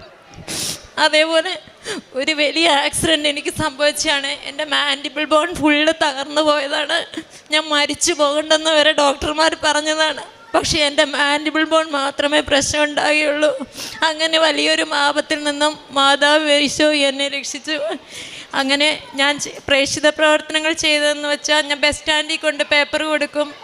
അതുപോലെ സൂപ്പർ മാർക്കറ്റിലും കടകളൊക്കെ പോയി പേപ്പർ കൊടുക്കുകയും എൻ്റെ കുഞ്ഞിന് കിട്ടിയ അനുഗ്രഹമാണ് ഞാൻ അവരോട് പറഞ്ഞത്. അങ്ങനെ ഞാനും പറഞ്ഞു, നിങ്ങളെല്ലാവരും കൃപാസനത്തിൽ വന്ന് പ്രാർത്ഥിക്കണം, മാതാവ് നിങ്ങൾക്ക് വേണ്ടി ഒരുപാട് അനുഗ്രഹങ്ങൾ ഒരുക്കി വെക്കുമെന്ന്.